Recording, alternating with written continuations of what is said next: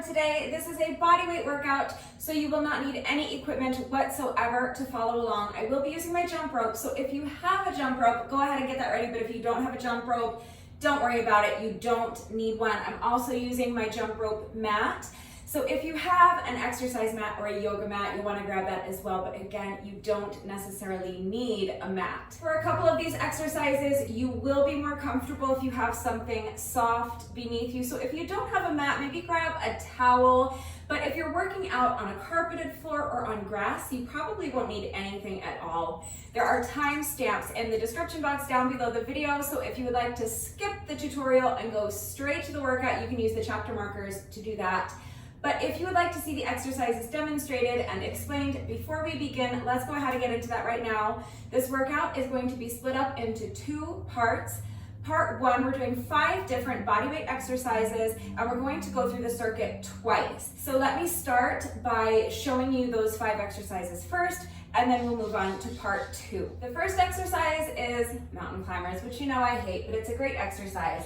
So I am using my mat just so I have something soft beneath my hands. So you can use an exercise mat or a yoga mat or a towel. If I were wearing gloves, I probably wouldn't even use the mat. So if you have fitness gloves, that might be a good idea as well. But again, if you're working out on a carpeted floor, or if you want to take this workout to the park or something like that, and you're working out on grass, if you want to take it to the beach and you're on sand, you won't need anything at all. But I'm using my mat because I'm not wearing gloves today. So you're just going to come down into a plank position, and then you're going to take one knee and tuck it forward towards your chest and place the foot down. So both of my toes are on the ground and my heels are elevated. And from here, all I'm going to do is jump and switch the position of my feet like this, so that now the opposite foot is in towards my chest and the other foot is extended behind me. And that's it. That's the entire exercise. You're just going to keep jumping and switching the position of your feet like this. That's how I do my mountain climbers. That's how I will be doing them today. There are other ways to do mountain climbers.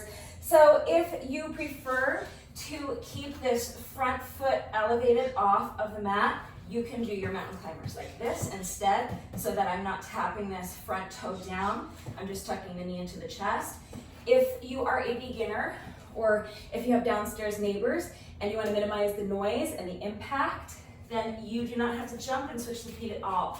You can start out here in your plank position and just tuck one knee at a time in towards your chest like this. Just keep the pace up as much as you can, and make sure when you're in your plank position that you are pushing the ground away from you. So make sure your shoulders are away from your ears.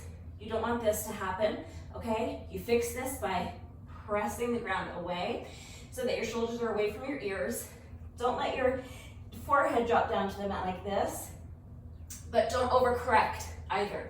So you don't want to hyper extend your neck so that your chin is kind of jutting out towards that wall in front of you. Just want to keep your head in a nice neutral position. Keep your head in line with your spine, and make sure you're not allowing your hips or your belly to drop down like this. And the way to fix that is to really tighten up your abs. So imagine that you're bracing for someone to come and punch you in the stomach. That's the feeling you should have, so that you can use your abs to lift your hips high. Okay, so press the ground away from you, shoulders are away from the ears, and your hips are lifted high. Your abs are strong and tight and engaged. And from here, once you have found your proper position for the plank, you can just tuck the knees one at a time. If you prefer to do this for a quieter, impact-free modification, but any variation of mountain climbers you want to do is fine. Now I double count my mountain climbers, just so you know. We're doing 100 mountain climbers, which is going to be torture, but I count each 2 steps as 1 rep. So when I count mountain climbers, I go like this. 1, 2, 3. And we're doing 100 reps counting like that. So if you count each step as 1 rep like this, 1, 2, 3, 4, 5, then you're going to need to count to 200 if you want to do the same amount of reps I'm doing. The next exercise is a compound movement. We're going to combine a squat with a reverse lunge, and then we're going to add a kick up. So first is our squat. Let's talk about the proper form for your squats.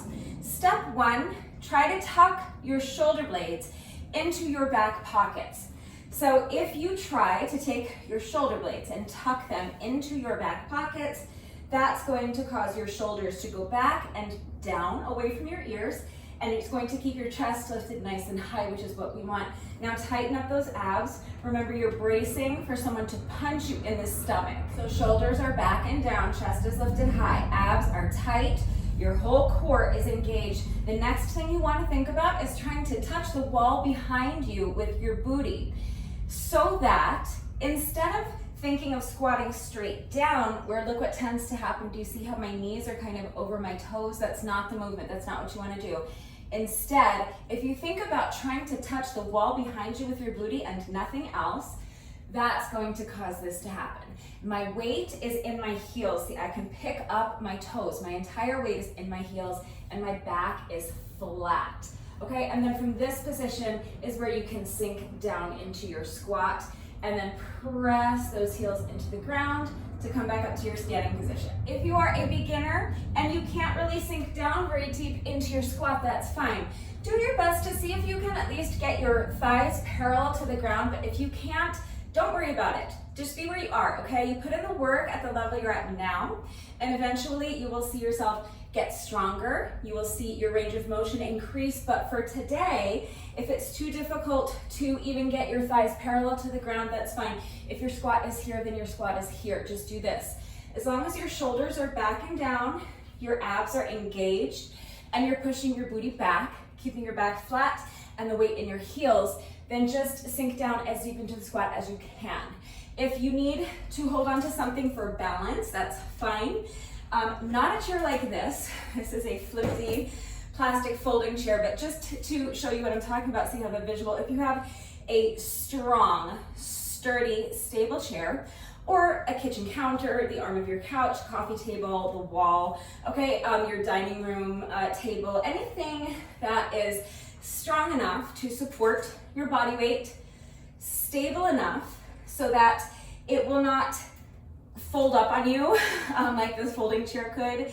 It won't collapse on you. It's well made. It's a good quality chair or stool or whatever you're using, and that it's not going to slide from underneath you. So you might want to put your chair or your stool on an exercise mat or a yoga mat so that it stays put and it can't slide from underneath you.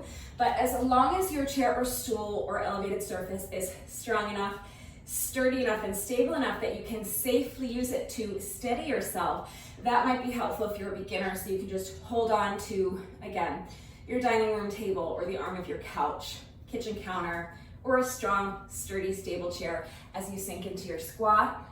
That's fine. You can even sink down into a chair or a stool or on a plyo box. A plyo box would be ideal. A park bench would be great. Again, just make sure it's nothing that can slide from underneath you. So shoulders back and down, tighten up your abs, push the booty back. Back is flat, weight is in the heels, and you can just sit down into your chair. Just make sure if you are opting for this method of assisting your squats that you're not relying too much on the chair. Yes, it's there to assist you, but you still really want to make sure that you're lowering yourself into the chair with control, okay? And then the chair is there to assist you once you reach it, but you don't want to just like fall into the chair. That's not an exercise. That's not going to do anything for you. But if you really control the movement until your booty touches that chair, that's a squat, and that is going to do something for you. That's going to help you build strength in your quads and in your core. So now to stand, you want to actively press your heels into the ground. So visualize pushing the ground away from you. And again, make sure you're keeping your back flat and the weight in your heels. Make sure your shoulders are back and down and your chest is lifted high. Mind your posture. Make sure your abs are engaged. Your core is nice and strong, and turn on. Press the heels into the ground and stand. Okay, so that's a couple of beginner squat variations. If those aren't going to work for you, remember I'm always here to help with beginner modifications, so don't hesitate to reach out if you have any questions about how to do the exercises properly, or if you need any further help with beginner modifications beyond what I'm showing you in the video. So that's our squat component. Remember, I said this is a compound movement. We're combining a squat with a reverse lunge, and then we're gonna add a little kick up. So next is our reverse lunge. So to do your reverse lunge, you're going to start with your feet about shoulder width apart. They can be slightly wider than shoulder width apart, whatever's comfortable for you. Make sure there is a soft bend to your knees. You are not trying to actively straighten your legs, so don't lock your knees out like this. You want a soft bend to your knees, okay? So make sure that your knees are not locked out. And from here, you're going to pick up one foot and take a step behind you. Now bend both knees, and if you can, feel free to tap this back knee to the ground, just to make sure you're controlling the movement. Whether or not you're tapping that back knee to the ground, make sure you're controlling the movement, but especially if your range of motion allows you to come all the way down and tap that knee, you want to make sure that you're not banging your knee into the ground. I don't want anyone getting hurt, so just make sure you're able to control the movement so that you're just lightly tapping the knee. And you want to do your best to make sure that this front knee is above the heel of your front foot, as opposed to being out over the toes of your front foot. So you're going for a 90-degree angle in this front knee, more or less. Let me tell you, I am not going to come to your house with a protractor and measure the angle of your front knee, and I don't think anyone else is either, so don't stress out about it too much. It doesn't have to be an exactly perfect 90-degree angle, but that is what you're going for, so just keep that in mind. The main point is that you want your knee to be more or less over the heel of your front foot and not over the toes of your front foot. So let's put those together real quick. We're going to do a squat and then a reverse lunge. Now from here, I'm going to take this back foot, swing it forward, and kick my foot up as high as I can, keeping my leg more or less straight. It's okay if you have a slight bend to your knee. That's going to depend on your flexibility. So if your knee is bent while you do that, that's fine. If your kick is only here, that's fine, okay? Again, work to your own level, but you want to keep your leg as straight as you can without pushing your body into doing something it's not ready to do, and you want to kick your foot as high as you can. Okay, so from here, you're just going to take this back foot and kick straight up as high as you can. And that's it. Those three components put together is the exercise. So let's put together a couple of reps a little faster so you can see how it's going to flow. I'm going to be alternating legs with each rep. So I'm going to start with my squat, then I'm going to step back into my reverse lunge, and then I'm going to kick that foot forward. That's one rep. So with my next rep, I'm going to switch legs. Squat, now pick up the other foot, step it behind me for my reverse lunge, and kick that back foot forward. That's two. Squat, lunge, and kick. That's three. Other leg. Squat, reverse lunge, and kick the foot up in front of you. That's four. So I'm going to be doing 100 reps that way, alternating legs with each rep. So it's going to end up being a total of 50 reps on each leg. So if you are holding onto a chair for support, what you can do is, first of all, if 100 total reps is too many for you, that's completely understandable. 100 is a lot. So do your best, but if you prefer to cut the reps in half, you can do 50 total reps, meaning that you would do 25 on each side, or you can cut them down further if you need to. Work to your own level, so you can do 20 on each side, or 10 on each side, okay? Whatever you need to do to make it work for you. But the point is that if you're holding onto a chair, you're going to do all of your reps on one side and then switch to the other side as opposed to alternating reps. So let's say, for example, you're gonna cut the total amount of reps in half to 50, which means you're gonna do 25 on each leg, okay, for example. So that means that you're going to stay on this side, you're gonna do your squat, and then holding onto your chair for support, you're gonna sink down into your lunge, and then if you are able to kick that foot up, great. If not, you can just bring the knee up, holding onto your chair for support so that you don't have any trouble with your balance, okay? And then just stay on the same leg. Squat, reverse lunge, knee up if you can. That's two. Squat, lunge, knee up if you can. If you need to eliminate the knee up, that's fine. But that would be rep number 3, so you would do 10 or 20 or 25 reps on the same leg and then switch to the other leg. If you are using your chair or stool or plyo box or park bench to do your squats this way, then you obviously cannot do a reverse lunge because you would hit your leg on your chair or your plyo box, whatever. So you can eliminate the lunge if you want. If you're at this stage in your fitness journey where you're needing a chair to do your squats like this, you really can just focus on your squats, okay? So you can eliminate the lunge altogether. If you want and you feel you're up for it, you can add a side lunge instead of a reverse lunge. So you could squat into your chair, press the heels into the ground to stand, and then maybe do a little side lunge, alternating sides for the lunge with each rep. So squat and then lunge to the other side. And if you want, you can bring the knee up if you feel that your balance is good enough to do that, okay? So play with it, just make sure that if you're going to add that side lunge, that again, as you're lunging to the side, so you're gonna do your squat and then stand. As you lunge to the side, you wanna make sure that your back is flat and the weight is in the heel of your lunging foot, okay? So make sure that you're pushing that booty back. Keep your back flat, chest lifted high, shoulders are back and down, just like with the squat. And then keep the weight in the heel of this lunging foot. Then press the heel of this lunging foot into the ground and push yourself back up to stand. And then right into the next rep. Squat into your chair, stand, and then if you're able to, lunge to the other side. So step that foot out, push the booty back, keeping your back flat and the weight in the heel of this lunging foot. Then press the heel into the ground to stand. And if you want, add a little knee up, okay? So that's another option for beginners. The third exercise is plank jacks. So again, we're going to be starting from our plank position. So remember to make sure that you're not letting your shoulders sink, you're not sinking into your shoulders. You want to press the ground away from you so that your shoulders are away from your ears. Remember, you're not arching your back and letting your hips or your belly drop down. You're going to tighten those abs and lift the hips high, okay? Now for this exercise, I'm gonna start with my feet together, and then I'm gonna jump my feet out and back in. That's one rep. So out, in, 2, out, in, that's 3, out, and in. That's 4. So these are called plank jacks. It's just like you're doing a jumping jack, but from a plank position, hence the name plank jacks. So again, we're doing 100 reps of these. And again, if that's too many for you, you can cut them in half. 100 reps of plank jacks is tough. I probably will not, I say probably, I almost definitely will not be able to do 100 of these without stopping. I'll need to pause and rest at least a couple of times. So if you want to cut the reps in half, totally fine. You can do 50. Or if you need to cut them further, you can do 20. Okay, make the decision that's best for you.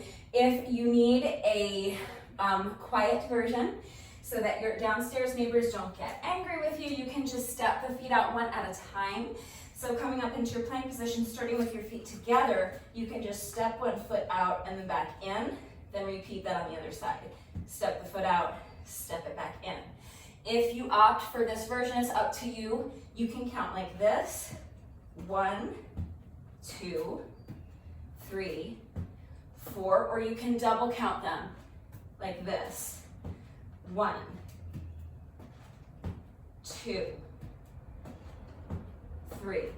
Okay, completely up to you, but that is an option that might suit people with downstairs neighbors or beginners. You could also do these from an elbow plank position if you prefer, but I'm going to be doing them from my high plank position.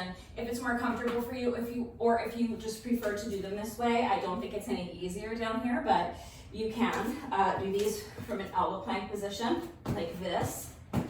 That's totally fine. If you are unable to hold a plank position, you might be able to try something like this. So maybe come down, put your knees down in your plank position and just do the exercise from here. So just tap one foot at a time out to the side, keeping the other knee on the ground for support. Or you might want to try bird dogs. So starting here in a tabletop position, my hands are underneath my shoulders and my knees are underneath my hips. Now I'm going to pick up one foot, extend the leg behind me like this, and tap my toes on the ground. I'm going to pick up the opposite hand and extend the arm in front of me like this. Now I'm going to crunch. I'm going to bring knee to elbow, so I'm going to bring that knee in towards the chest, and I'm going to bend the elbow in to meet the knee. Touch them if you can, but work to your own level. So if you can only come here, then come here. Then return to your starting position. put the hand down, bring the knee back in, and alternate sides. Now extend the other leg behind you, tap that toe on the ground, extend the opposite arm in front of you, and now bring knee to elbow. So crunching the knee in towards the chest, and bringing the elbow to meet the knee. Extend the arm, extend the leg, put the hand down, and return the knee, okay?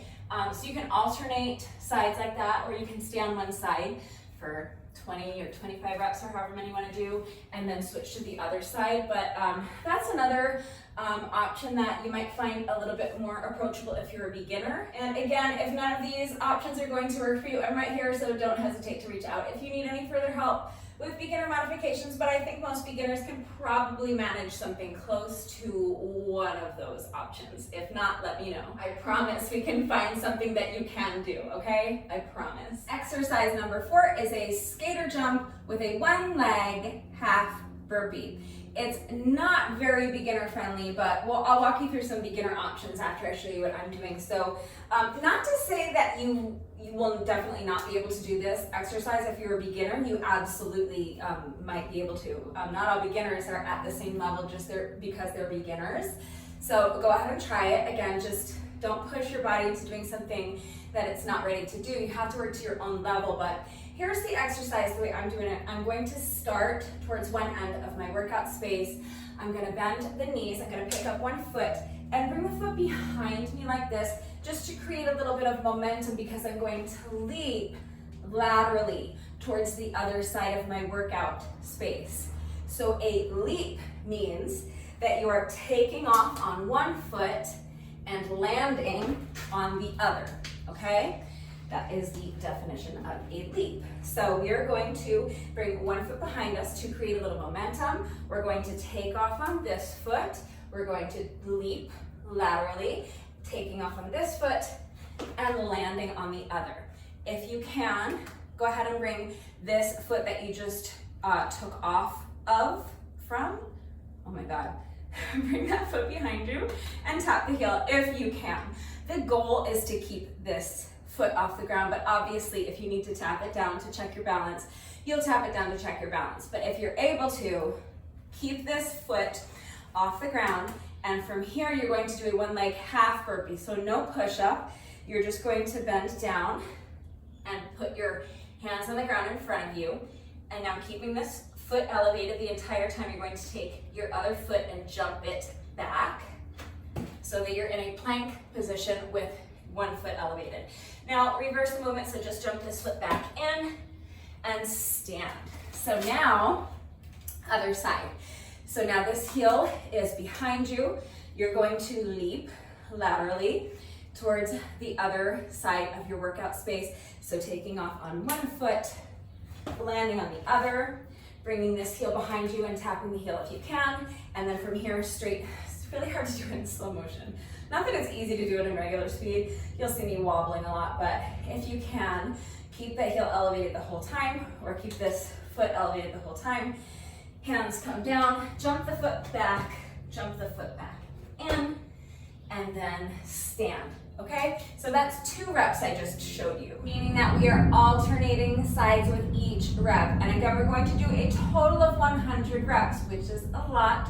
So if that's too many reps for you, you can cut them in half, or you can do 20 reps or 30 reps, whatever works for you. But let me attempt to put a couple of reps together for you a little bit quicker so you can see the flow of it and see how it's actually going to look on the day. Wish me luck. I'll probably be wobbling a lot, but I'll do my best. So bend the knees. This foot comes behind, leap to the side, tap the heel, hands come down, jump the foot out and back in, and now stand. Now back in the other direction, leap, tap the heel, hands come down, half burpee, and stand. Okay, so that is exercise number 4. If it is too difficult to do the half burpee on one leg, first of all, if the leap is too difficult, you can adjust it like this. So as I'm bringing this foot behind me to create momentum, my foot is off the ground, but you can tap the foot to the ground if you want, okay? And obviously it's going to help with your stability. And then from here, you can do the same movement, but as you jump, you can tap this foot down behind you instead of keeping it elevated and tapping the heel, okay? Then for your burpee, if it is too difficult to do the burpee on one leg, like this, just put your foot down, okay? Hands come down, you can jump both of your feet back at the same time into your plank position, then jump the feet back in and stand, okay? And if you can't jump the feet back, you can step them back, one at a time, and then step them back in. That's totally fine. So then moving back in the other direction, you're gonna pick up this foot, bring it behind you, and you can tap the foot down. Now jump or leap to the other side and tap that foot down behind you. Bring the feet together, hands come down, step the feet back, and step them back in, okay?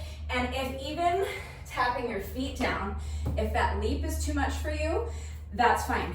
You can step, okay? You can do a wide step, okay? So you can start here, bring one foot behind you, do a wide step, tap the other foot behind you, bring the feet together, hands come down, step the feet back, step them back in, and that's one rep. Now, step the foot behind you, step to the side, bring the feet together, hands down, step the feet back, step them back in. All right, so there's a couple of different ways to play with this exercise to make the different components of it a little bit easier, a little bit more manageable. So you can tap your foot down instead of keeping your foot elevated. You can eliminate the leap and just do a step. You can do your burpee with 2 feet instead of 1 foot elevated. You can step back instead of jumping back into the plank. So just play with it.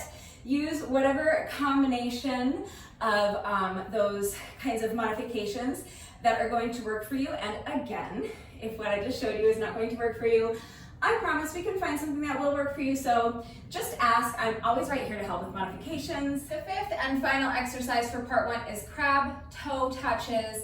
So for these, you're going to come down. I'm using my mat just so that I have something soft underneath my hands because I'm not wearing gloves today, but you don't need a mat for this, especially if you are wearing fitness gloves. Or if you're working out on a carpeted floor or grass or something like that, you won't need one. But I just have it under my hands so that I have something soft underneath my hands. I am going to start in this position with my feet flat on the ground, my knees are bent, and my fingers are pointing out to the sides. If you're more comfortable with your fingers pointing this way so that they're pointing to the wall in front of you, that's fine, it doesn't matter. Just do whatever's comfortable for you. I am always more comfortable with my fingers pointing out to the sides because I don't have very good wrist mobility, so this is awkward for me.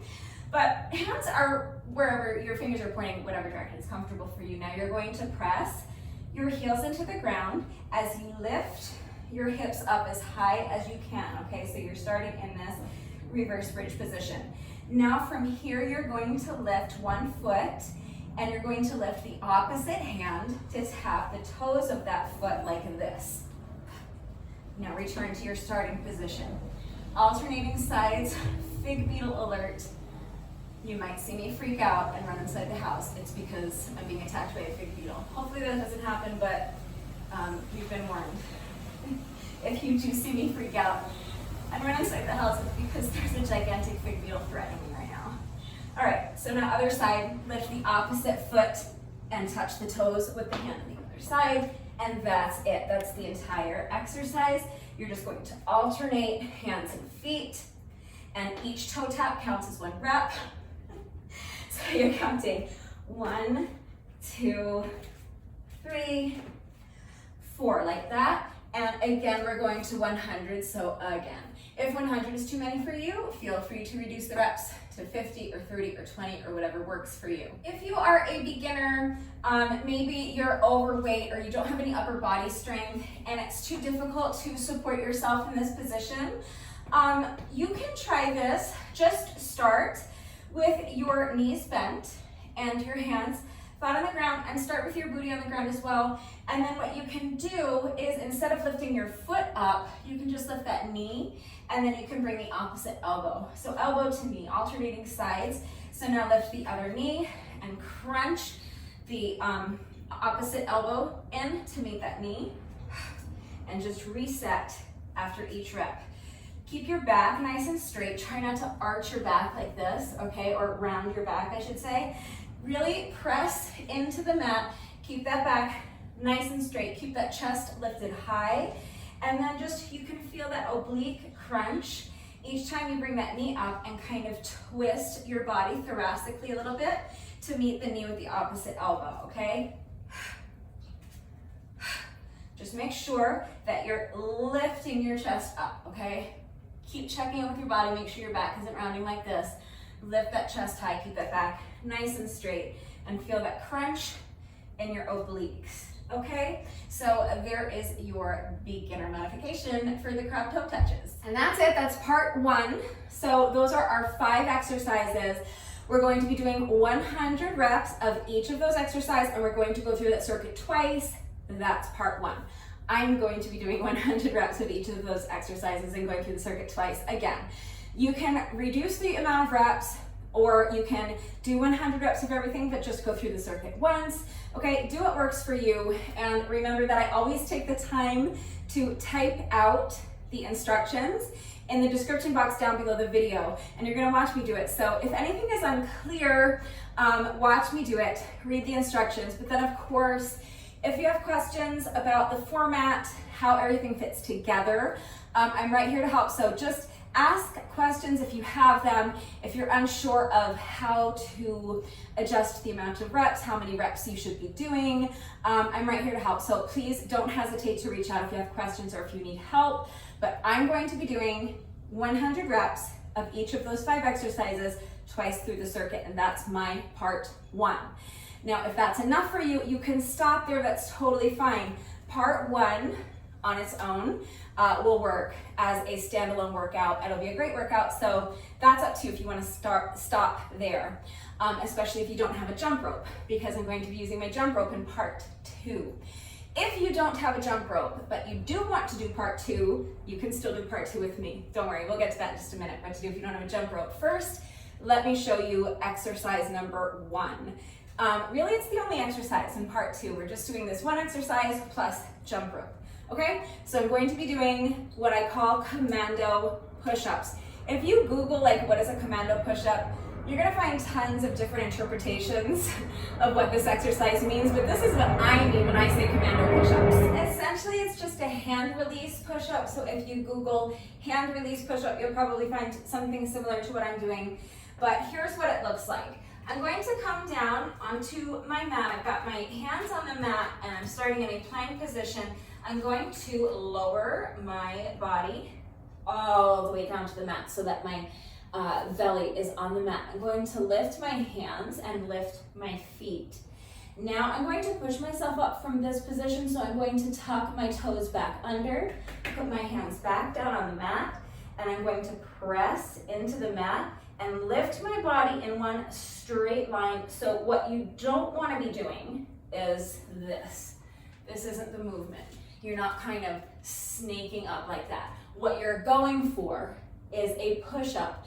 So you want to keep your body in one straight line from your heels to your shoulders and push your body up as a unit like that, okay? And now back down. So again, as you come back down onto your belly, you want to try to not be doing this. That's not the movement, okay? What you want to do is lower your body in as a unit. So keeping your body in one straight line from your heels to your shoulders until you're all the way down onto the mat.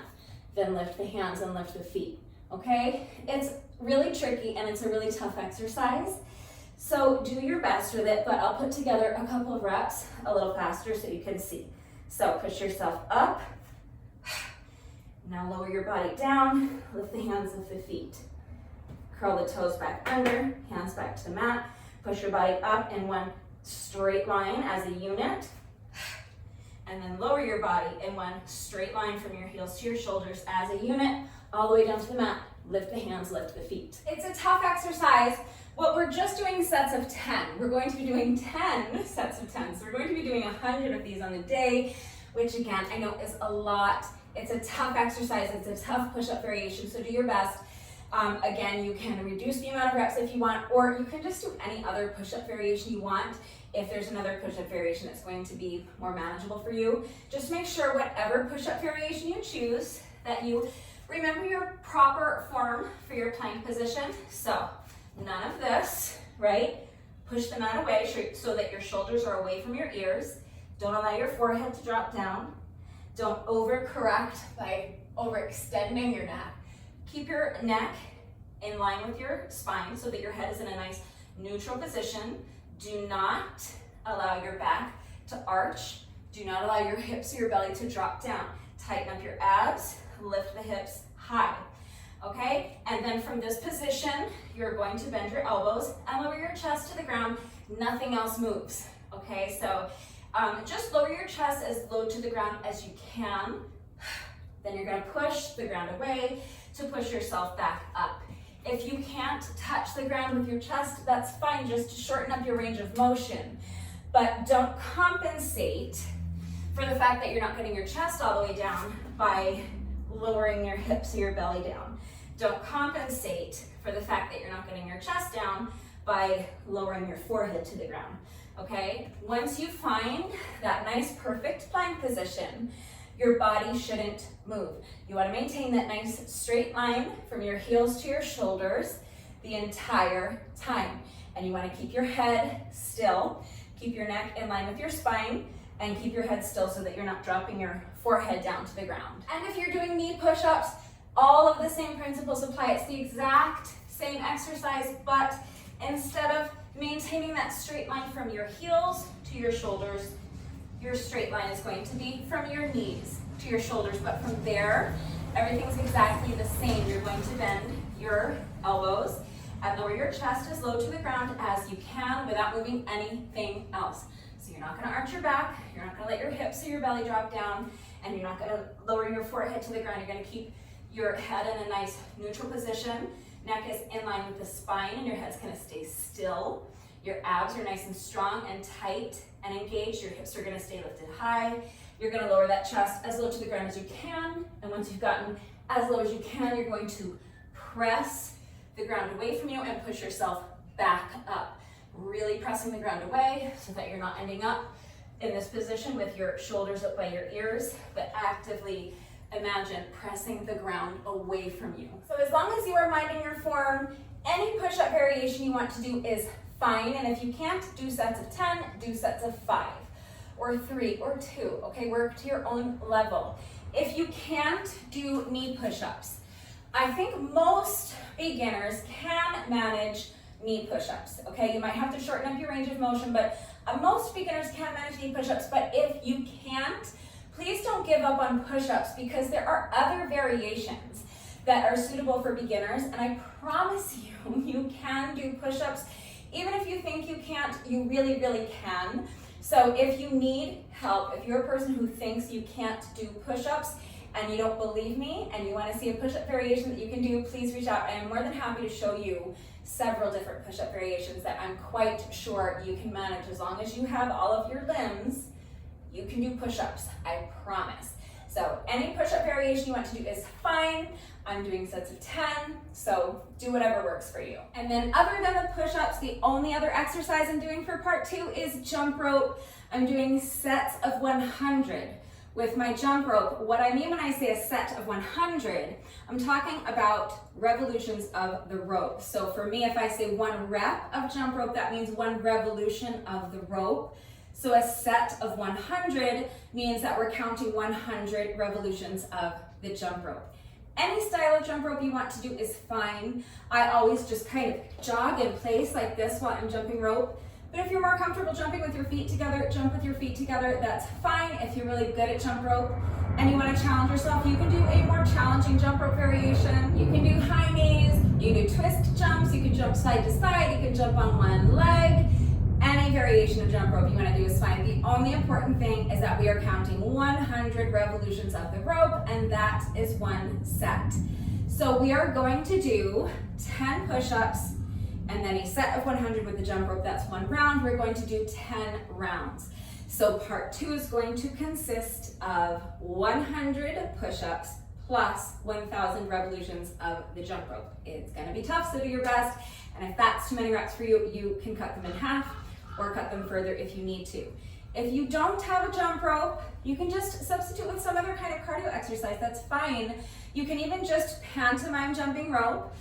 They actually sell jump ropes with no rope. It is really just two handles that you hold on to while you pretend to be jumping over a rope, like this, or like I do it, like this, whatever's comfortable for you, but that's a completely legitimate option. So like you can buy one of those if you want, and it probably wouldn't be a terrible investment if you plan on following my workouts regularly, but you can't jump rope, because I do a lot of jump rope.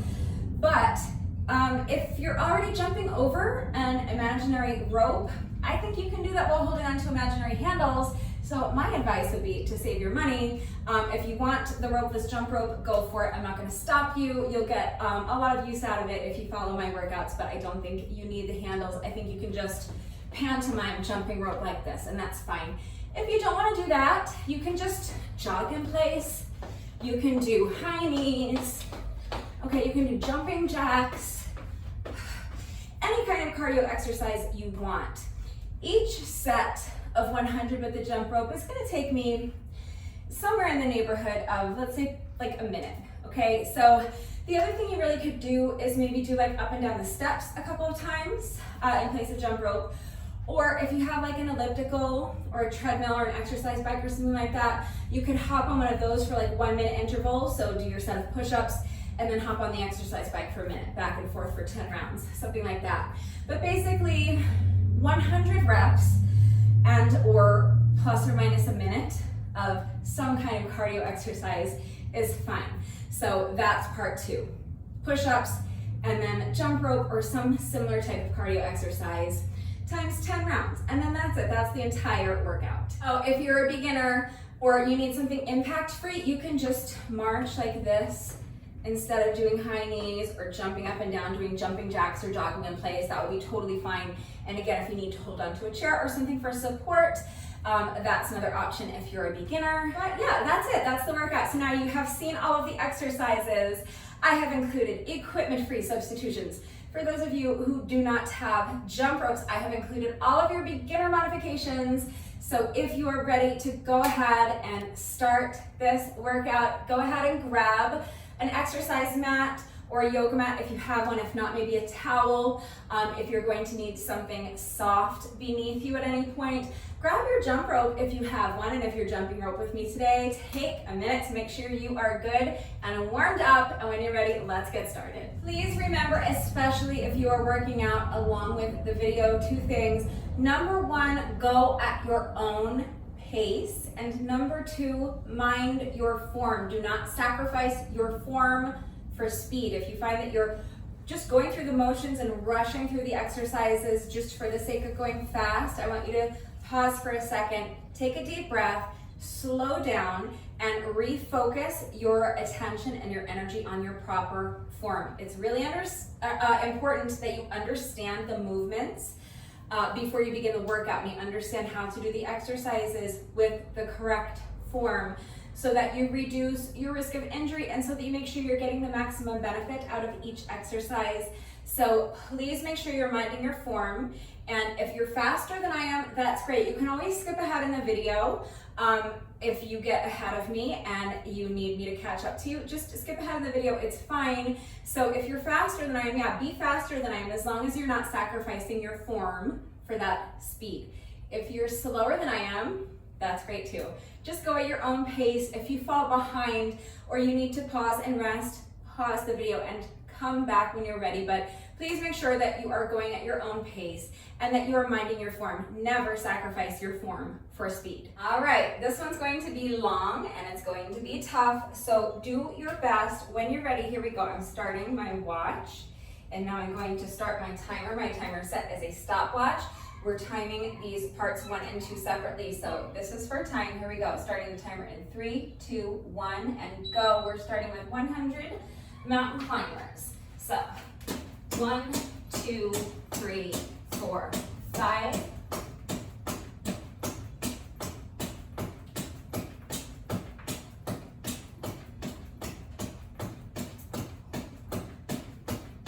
20,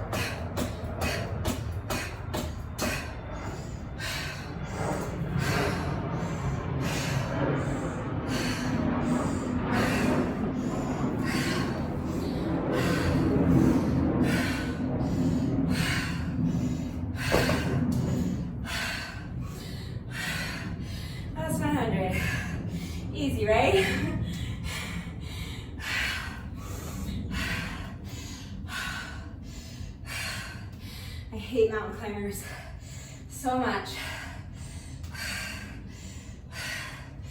All right, that was just our first exercise. Just our first set of 100 reps.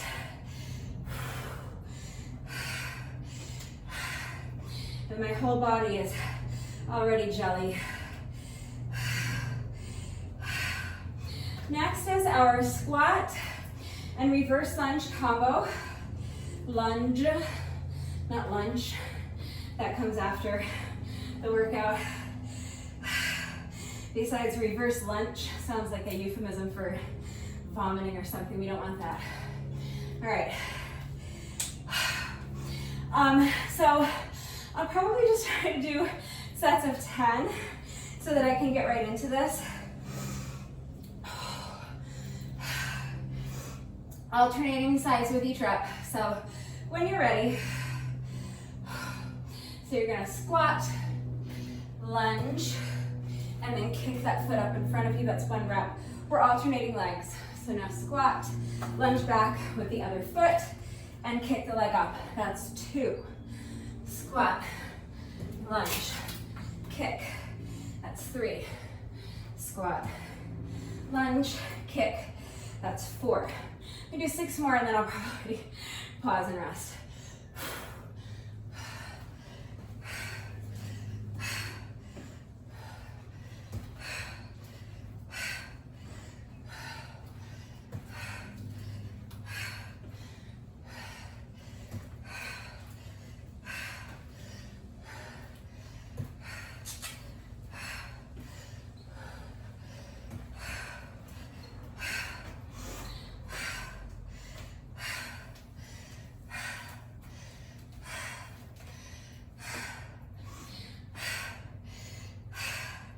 So for me, with the kind of shape I'm in right now, and with how much I'm struggling with my stamina, I'm gonna be breaking these down into 10 sets of 10. So if you don't need to do that, again, go your own pace.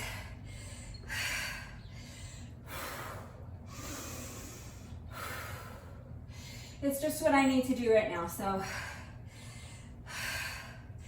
that was my first set of 10. I need to do that 9 more times. So I'm gonna zip the lip so that I can conserve some energy. And I'm gonna be doing 9 more sets of 10, the best I can. So you do your best. You break them up however you need to break them up. Remember to go at your own pace. If you need a longer rest break, pause the video, come back when you're ready. I'm gonna go ahead and start on my next set of 10. Here we go.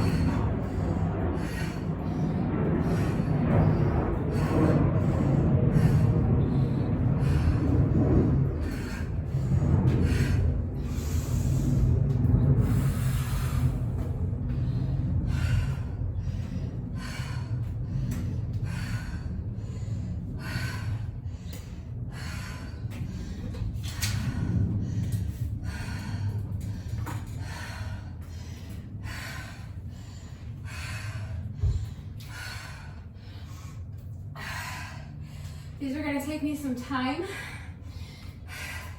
So I'm just marking a slash after each set of 10 that I complete so I don't lose track of my count, because I have to do 10 sets of 10. And as I fatigue, it's going to be really easy to lose track of my count. Okay.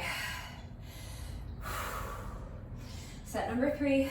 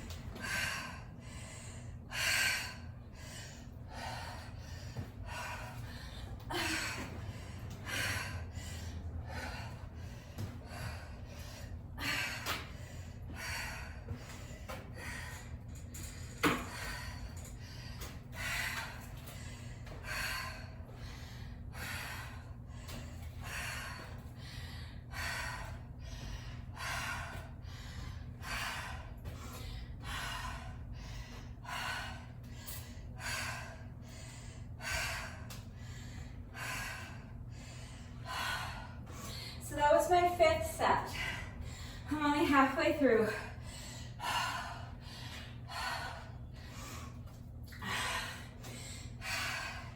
I would have been smarter with the shape I'm in right now to do 50 reps of everything instead of 100, but it's always so easy to want to push myself when I'm just writing the workout than when I'm out here doing it. I very quickly regret it. You guys know, if you've been following my workouts lately, how much I'm really struggling with my stamina. I've been dealing with a lot of health issues lately. And my stamina is sorely lacking, so this is gonna be a slog for me. But I'm gonna do it the way I wrote it because I'm stubborn, so I'm gonna keep fighting. I'm gonna do another 5 sets of 10, just like I've been doing, and then we'll move on to our plank jacks, which are also gonna be torture. Who wrote this workout? Ridiculous. Okay. Starting on the second half, we completed 5 sets. We have 5 more to go. If you need a longer rest break, pause the video, come back when you're ready. I'm gonna go ahead and start on set number 6. Here we go.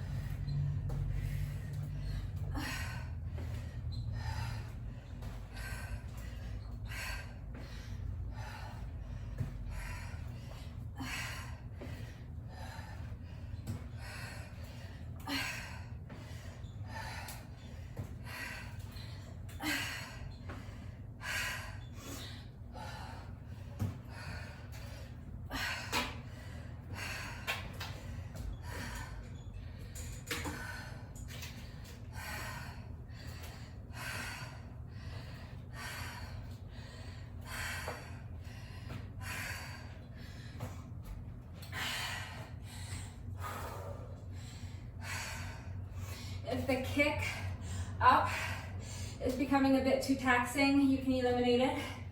Just do squat plus reverse lunge. Lunge. Why every time I say lunge, it comes out sounding like lunch.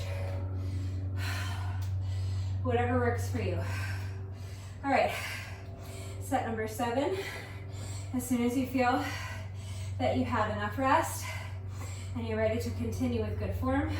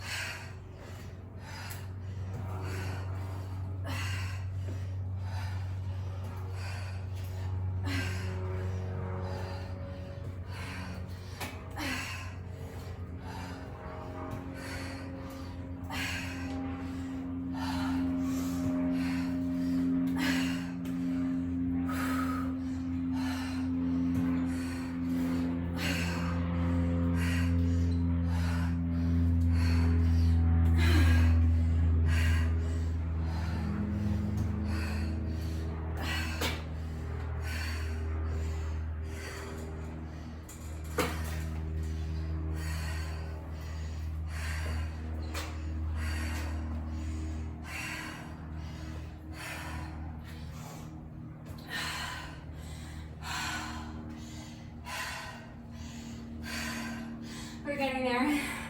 That was set number 7.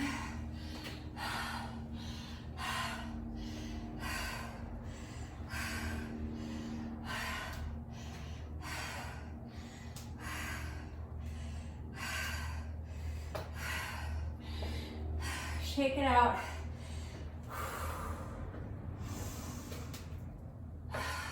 Breathe. When you're ready, let's start set number 8.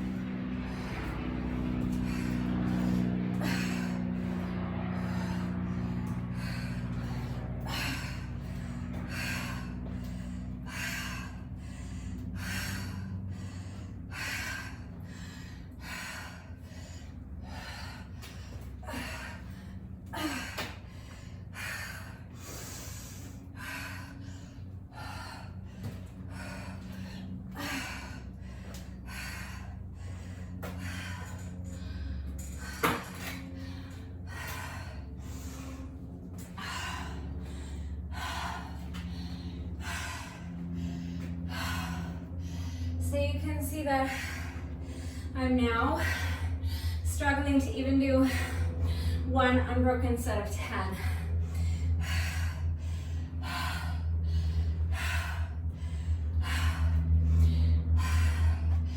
But we just have 2 more sets to go. So if I need to pause and take a few breaths in the middle of this set, that's fine, I'll do that. I only have 2 more sets to go, so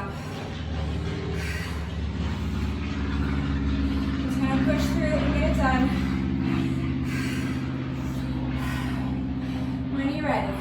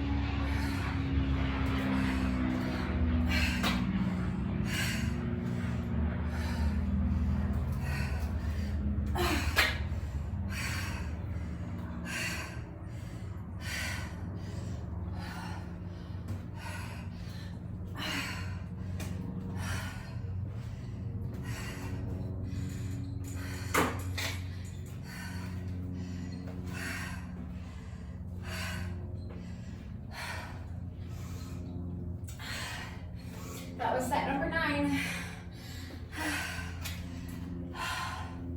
So I've completed 90 reps.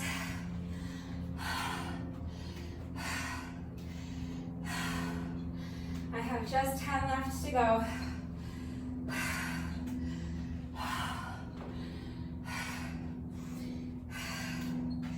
Just taking a couple more.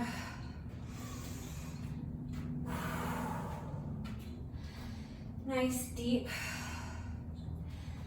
slow breaths.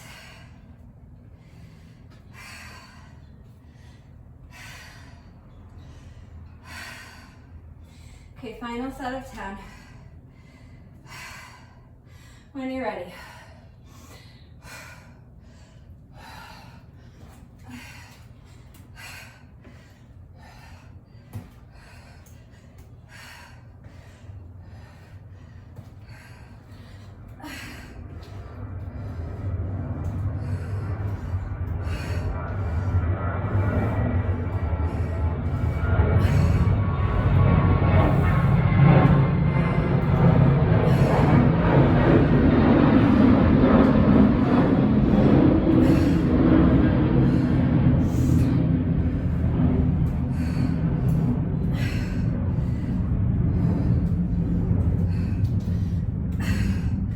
Last one.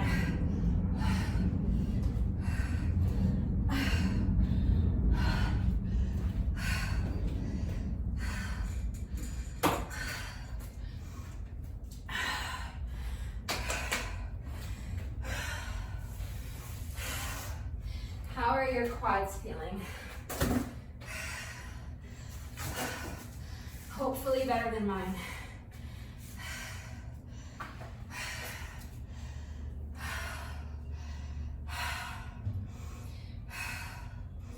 I need a minute to breathe, but if you don't, the next exercise is plank jacks. So 100 reps, if you're doing 100 reps of everything with me, or if you're smarter than I am, 50 reps or fewer, whatever works for you.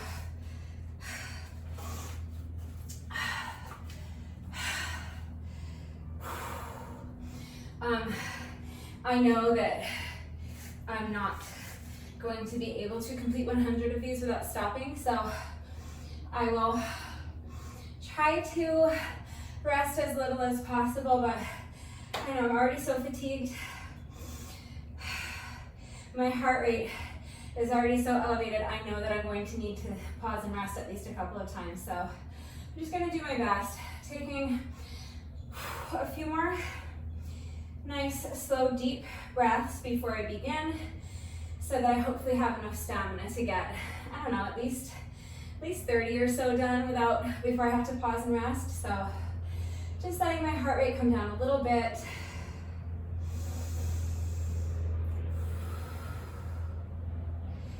Giving my breathing a chance to normalize before we get that heart rate spiking again with this next cardio exercise.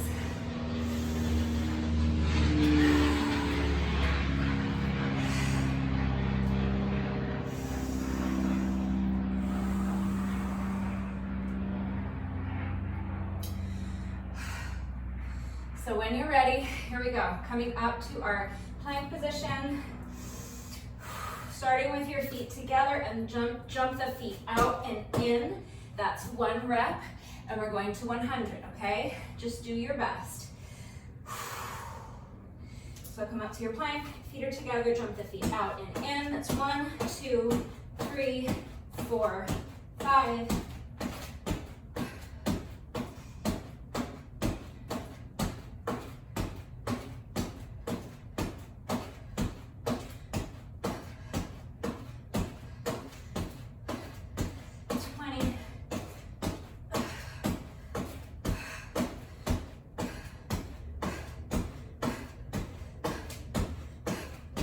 30.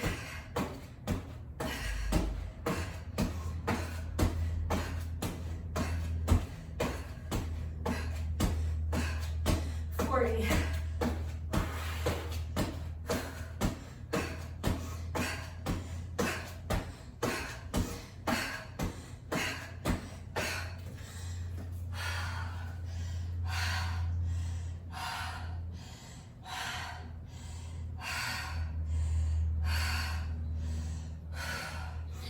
50. So if you're doing this workout the smart way,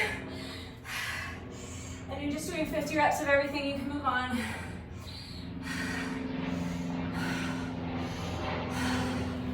Although, with exercises 1, 3, and 5, that's mountain climbers, plank jacks, and crab toe touches. 100 reps is not too many, it's not that bad. So another way I could have written this workout that would have been smarter is alternating 100 reps and 50 reps. So that's another way you could do it. First exercise, mountain climbers, 100 reps. Second exercise, the one we just did, squat, reverse lunge, pick up, 50 reps. Then 100 plank jacks, because this isn't too bad. We can do 100 of these. Then the next exercise is our skater jump with the half burpee. Instead of doing 100 reps, you could do 50 reps and then finish up with 100 reps of crab toe touches. That would make sense to do it that way as well. So 100 reps, 50 reps, 100 reps, 50 reps, 100 reps for your circuit of 5 exercises, and then repeat that. Whatever works for you. Picking up my count at 50, let's try to do 30 and then 20. And then we can move on to our skaters. Skater plus half burpee. So picking up my count at 50. I'm gonna try to get to 80 without stopping.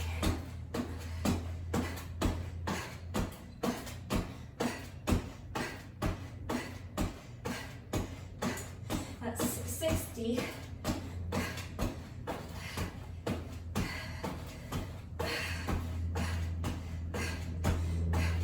70.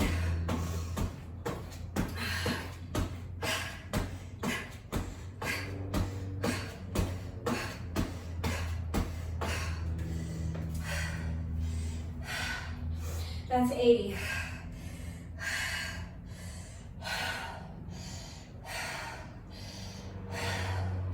So if you don't need to break up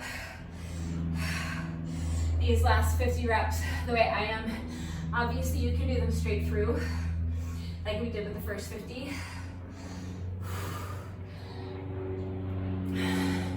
I no longer have the stamina to do 50 unbroken reps.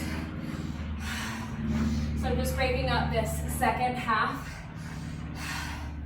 into one set of 30, and then hopefully finishing off with a set of 20. If I can't make it through all 20, I'll do 10 and 10. It's no big deal. We've completed 80 reps. We just have to do 20 more. So as soon as you're ready, here we go.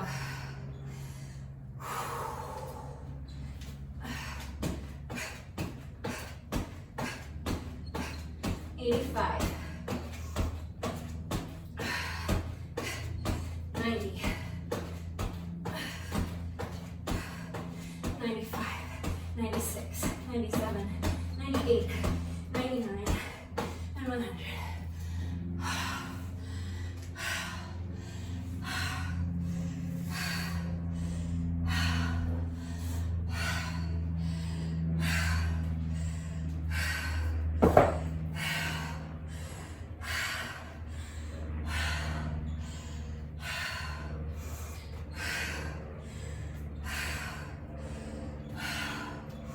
So now the next exercise, again, is going to take a while. Similar to the squat and lunge combo. I'm going to do my best to do unbroken sets of 10 for as long as I can. So my goal is to just do 10 sets of 10. If you're stronger than I am and you don't need to take a rest break after every 10 reps, then obviously do as many as you can string together without stopping, as long as you are minding your form. If you find your form getting sloppy, that means you need to pause, rest for a minute, slow down your breathing, let your heart rate come down a little bit, recenter yourself mentally and physically, and re-center your focus on your proper form, okay? But as fast as you're able to go without sacrificing your form, that's what you should do.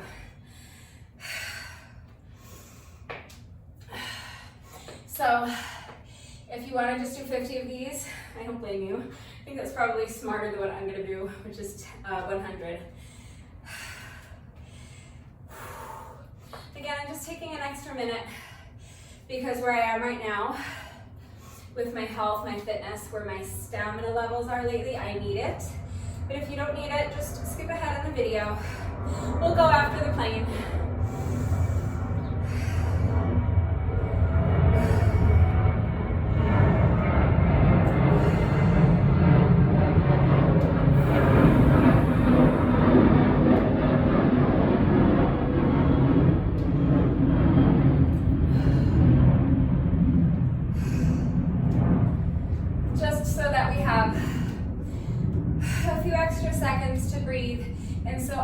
Talk you through the first few reps without shouting over the plane.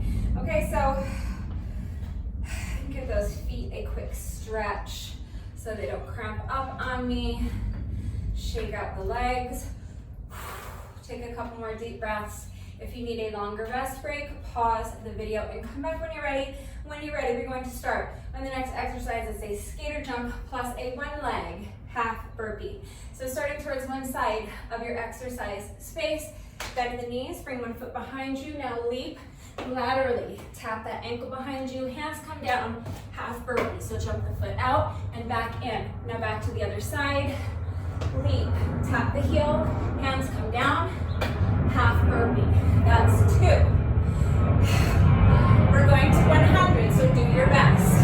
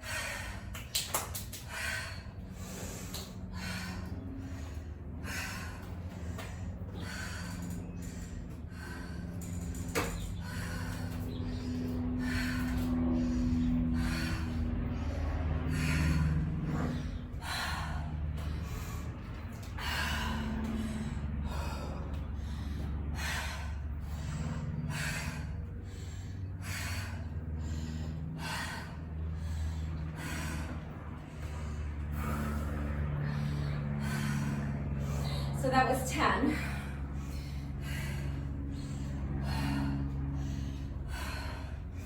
I don't want to be taking such long rest breaks. If I were able to continue without the long rest breaks, I would. But it's just what I need to do right now, so.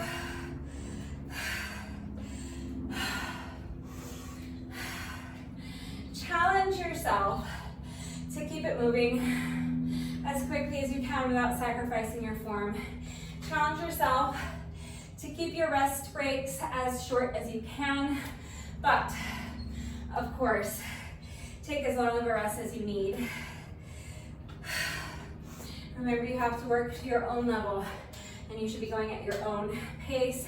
That might be faster than I am, it might be slower than I am.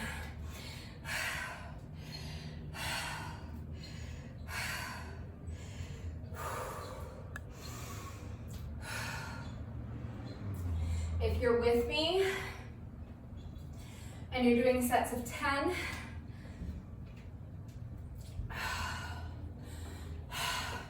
as soon as you're ready, I'm going to go ahead and start my next set of 10. So here we go. Do your best.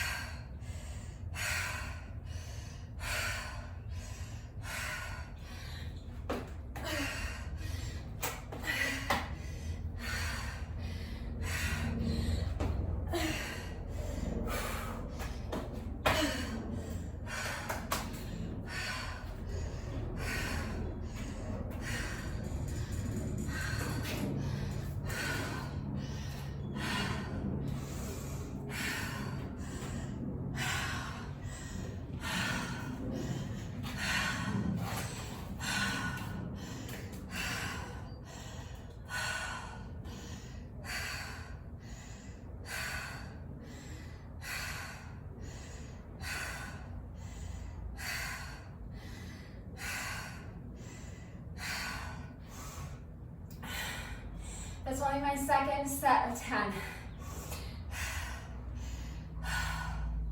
I have 8 more to go.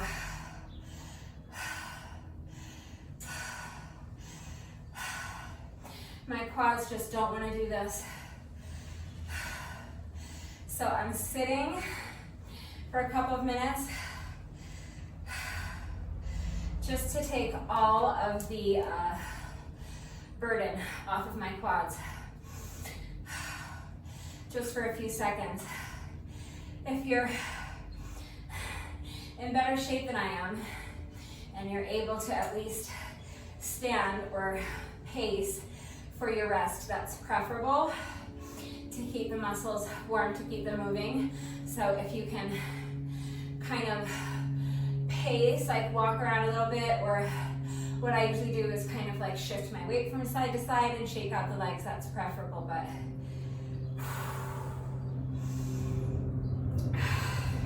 even that is like too taxing on my quads right now for the shape I'm in.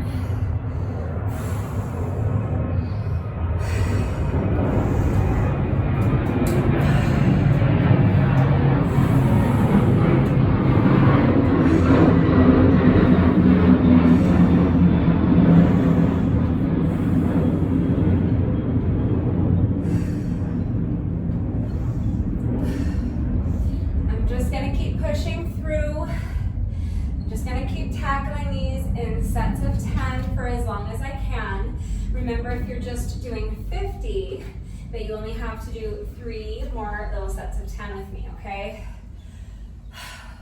So when you're ready, here we go.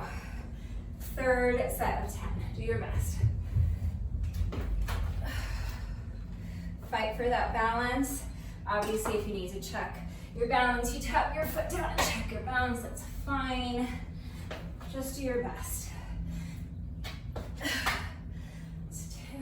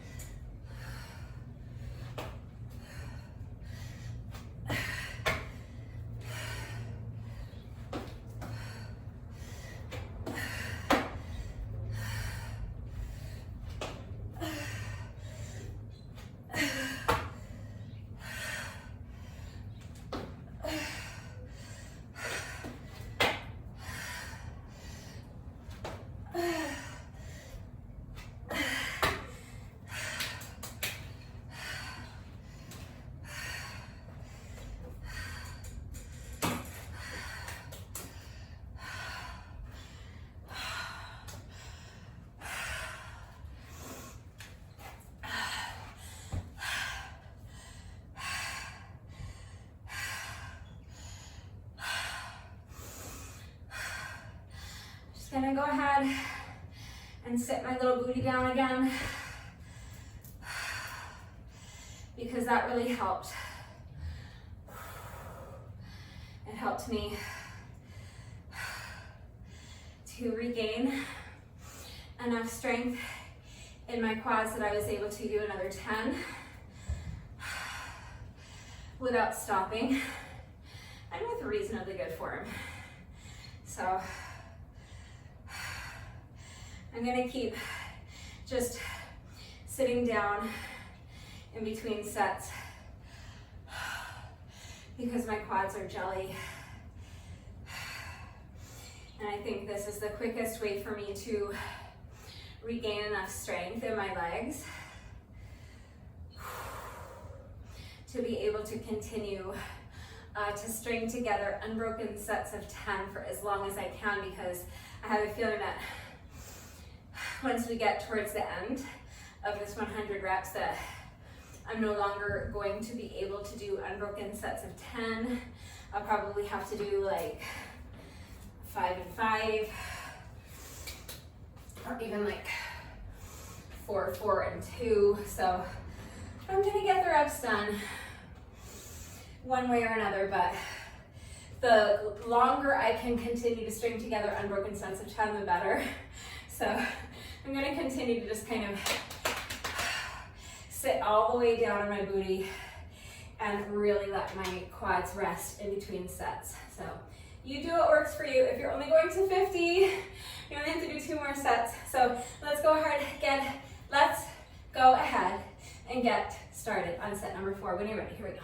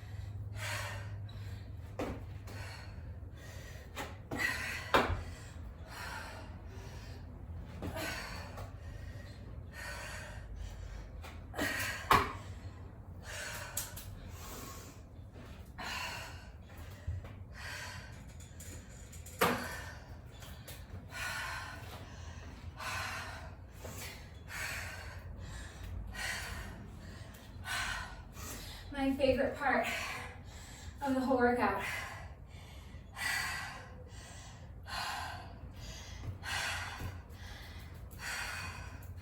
Sitting my little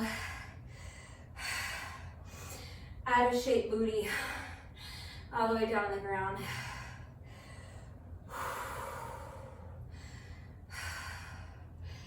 For like a full 2 minutes.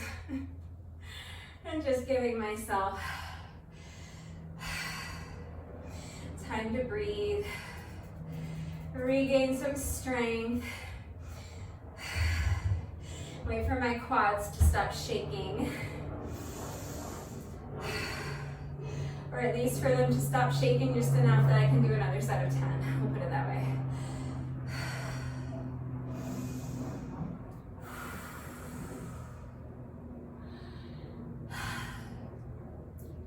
All right, it's that time. If you're only going to 50,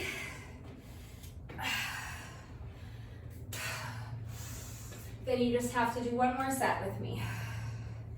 And then you can move on to crab toe touches. That's our final exercise. This workout is going to take me like 3 hours. All right, not what I wanted. But it's okay, we're gonna get through it. All right.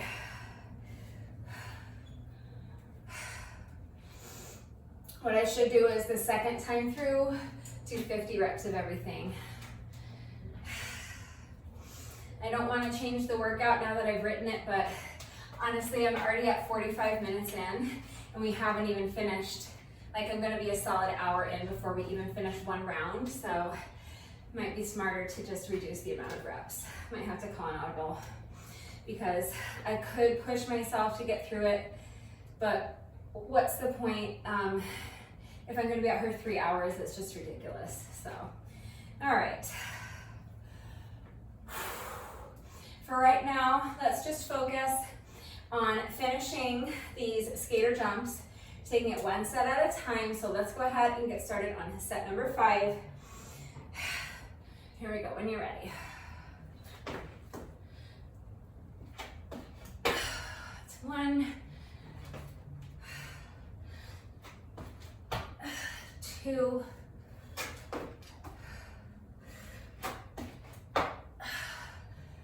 3,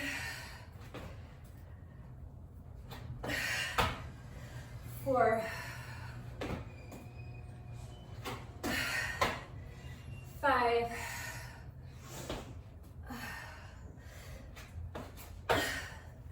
6,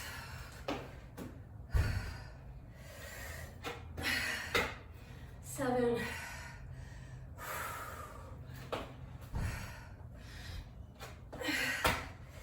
8,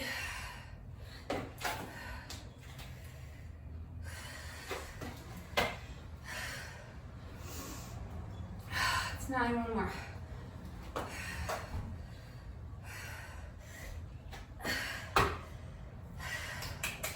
And that's 10.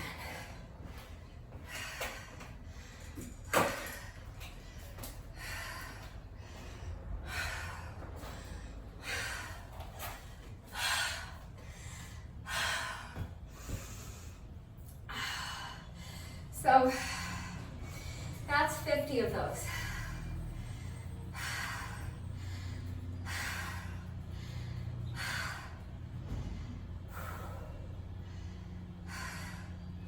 If you want to move on to crab toe touches, by all means move on. You can do 50 reps of crab toe touches or 100 reps, that's up to you. And then you have a decision to make. You can call it a day. This has been quite taxing for me, and if you're feeling like I'm feeling, that's enough for today. You can just move on to your crab toe touches, do either 50 reps or 100 reps of crab toe touches and call it a day. Or you can repeat this part. You can do the same amount of reps, or you can cut the reps in half your second time through the circuit. That's up to you. And then you can stop there if you want, or you can move on to part 2, which is our push-ups and jump rope. You could also just not repeat part 1. So you can move on to your 5th and final exercise, do your crab toe touches, next, either 50 or 100 reps, and then say that's it for part one. You're not repeating part one. You just move straight on to part two. You can do 5 sets or 10 sets in part two, whatever works for you. So if you are continuing on with me, and you're staying with me and doing what I'm doing, we have to do another 5 sets of 10 of our skater jumps. So let's get to it, so we're not out here all day.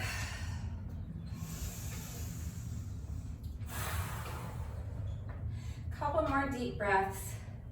When you feel that you're ready to continue with good form, here we go.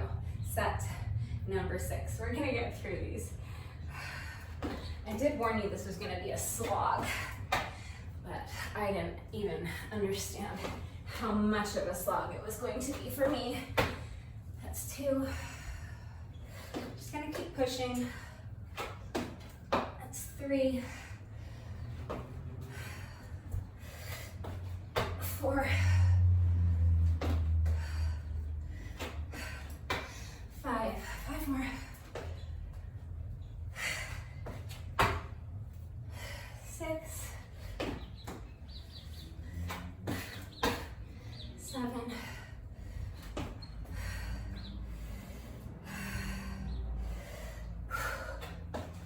8.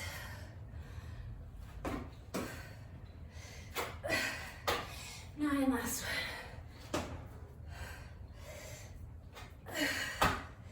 And 10.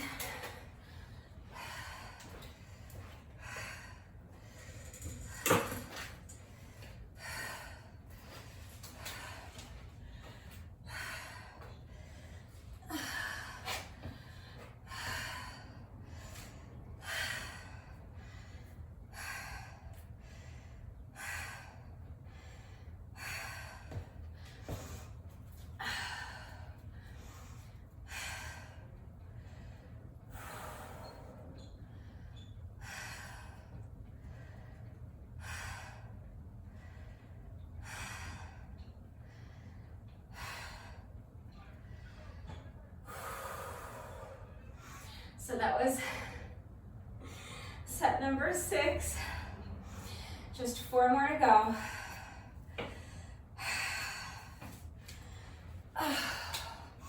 Let's keep pushing. We can do this.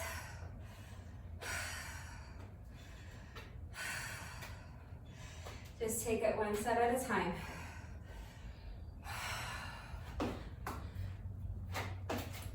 1. 2. 3. 4.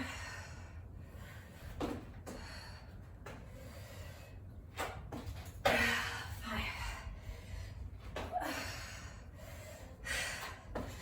6.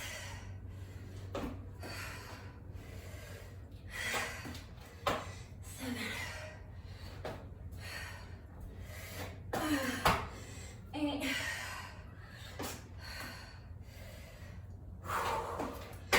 9, last one.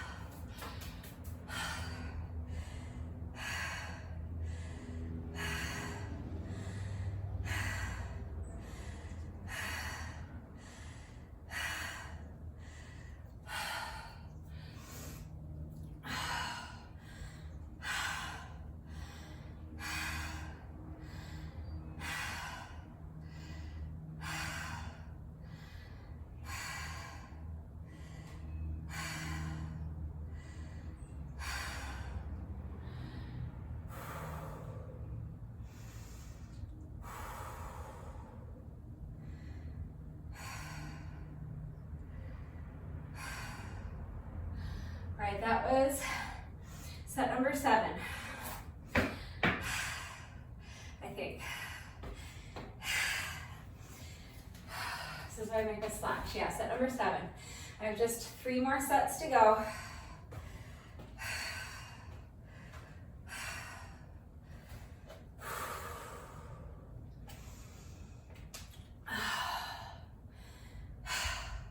I just had another idea for how I might complete this part 1 without reducing my reps. So bear with me. For right now, I'm going to complete these final 3 sets, and then I'm going to do my crab toe touches. So let's get that done first, and then we'll talk about how to proceed. So here we go, set number 8. That's 1, 2, 3, 4,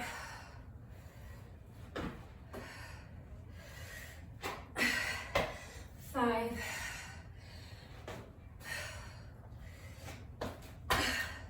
6,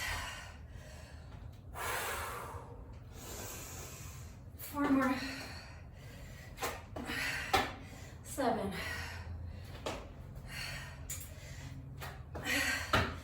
8,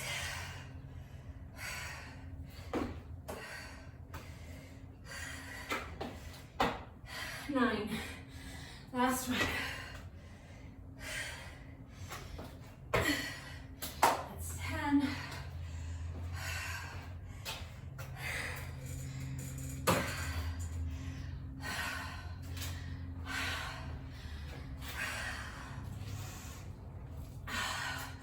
All right.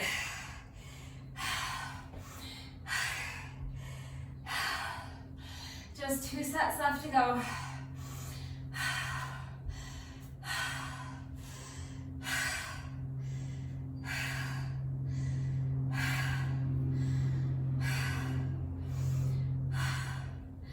I'm so stubborn. I'm not in good enough condition right now to be doing 100 reps of these exercises. It's obviously just too much for me. The plank jacks and the mountain climbers, I can do 100 reps, but obviously the squat and lunge combo and this skater jump and half burpee combo, 100 reps is clearly too many for me, but I'm just big fat doing it anyway, so what are you gonna do? I have to do 2 more sets, and then we'll move on to our crab toe touches, and then we're finished with the circuit, all right? Then we'll talk about how we're going to proceed. But right now, let's finish up these final 2 sets of skater jumps when you're ready. That's 1.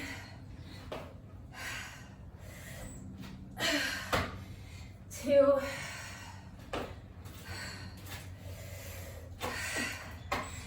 3.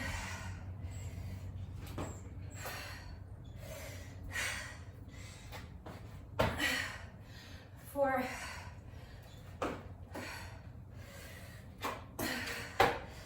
5.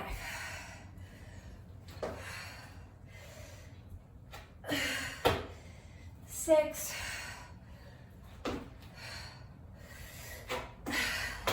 7.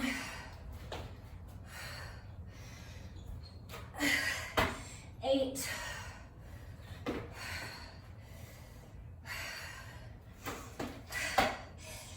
89.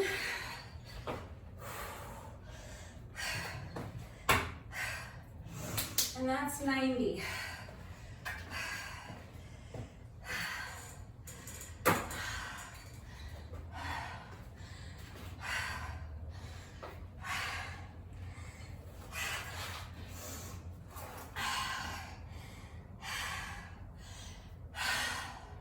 So at long last,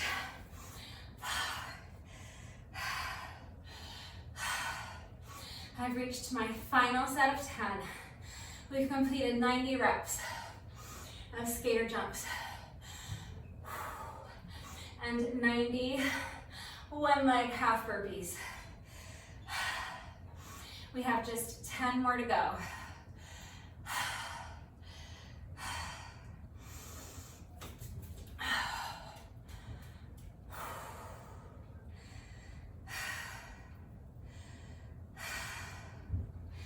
Just giving myself a A couple more seconds.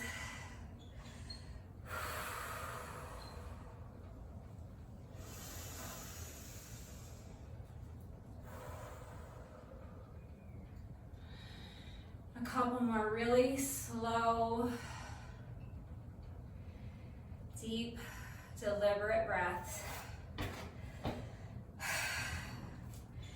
Carefully, slowly come back to stand.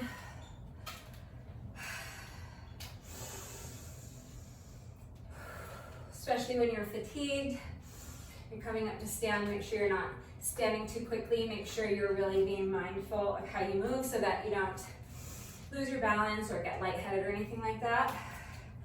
All right, just 10 more to go, you guys. Here we go. Let's do this. That's 91, 92, 93, 94, 95, just 5 more to go, we got this. That's 96,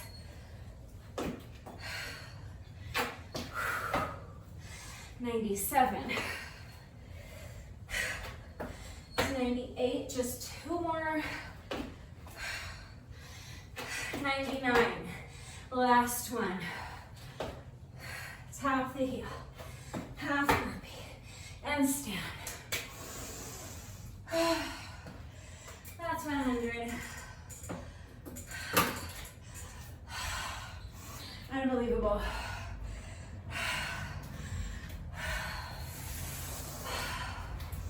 We are an hour in already.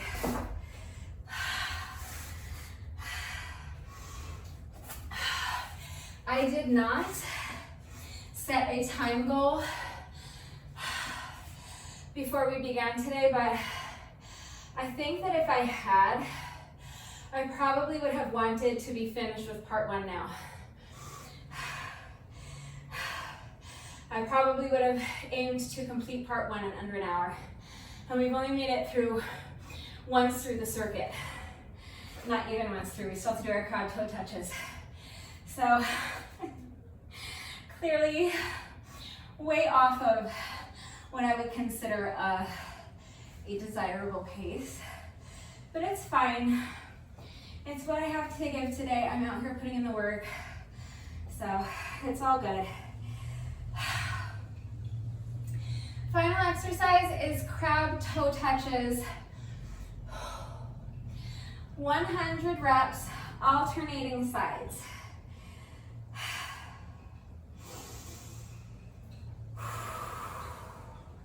So let's go ahead and get into this. Remember, if your arms are too fatigued, you can keep them on the mat. You can keep your heels on the ground like this, and you can just lift the knee and twist. That's totally fine.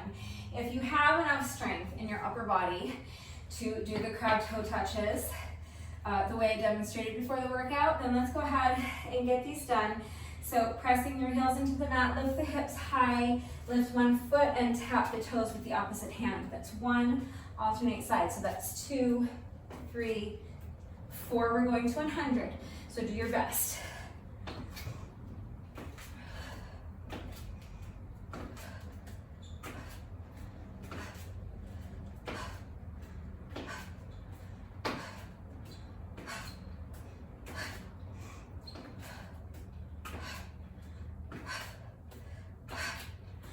It's 20.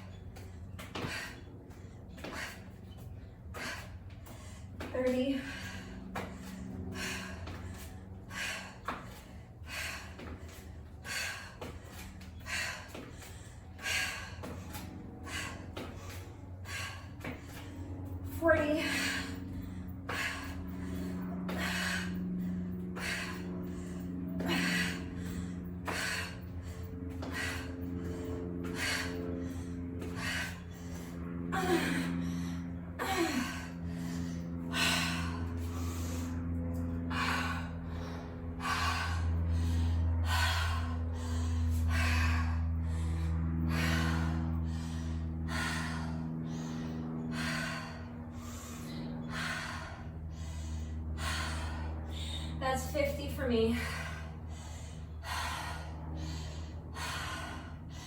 I need a rest. Shake out the wrists. Breathe for a minute.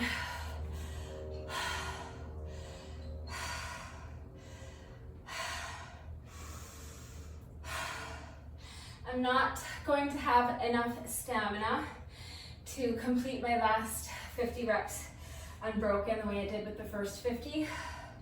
So I'm going to approach these the same way I did with my plank jacks.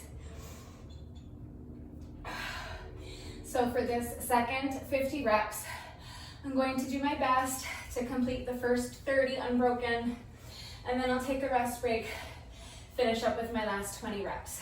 So just do your best. Again, if you need a longer rest break, pause the video, come back when you're ready. I'm going to try to do my next 30 unbroken if I can. So when you're ready, here we go. Lift the hips, tap the toes. That's 1, 2, 3, 4. That's 55.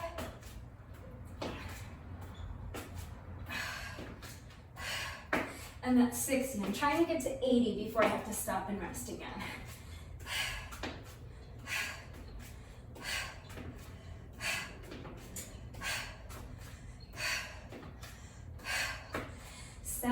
So 10 more.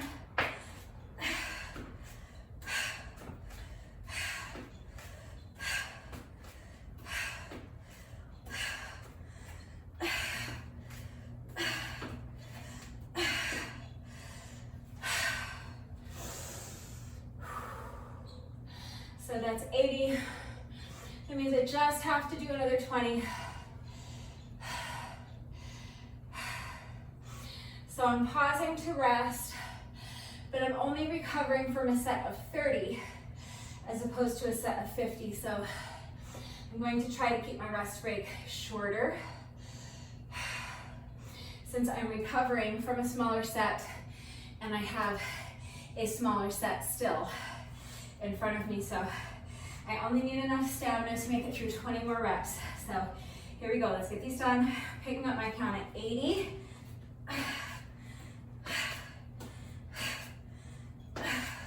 That's 85.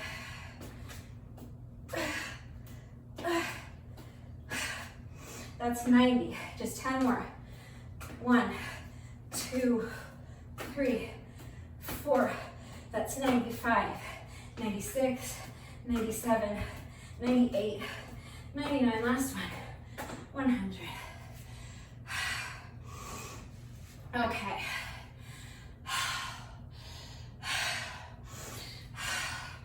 I'm gonna sit while we chit chat. Okay, so that's once through the circuit. If you're done, fine. We've been at it for over an hour and 5 minutes. So if that's enough for you today, that's fine. Do your bonus burpee. Remember, the bonus burpee is mandatory. Take a few minutes to stretch. At least 10-20 minutes or so to stretch, and then you can go have a shower, eat some lunch, and get on with your day.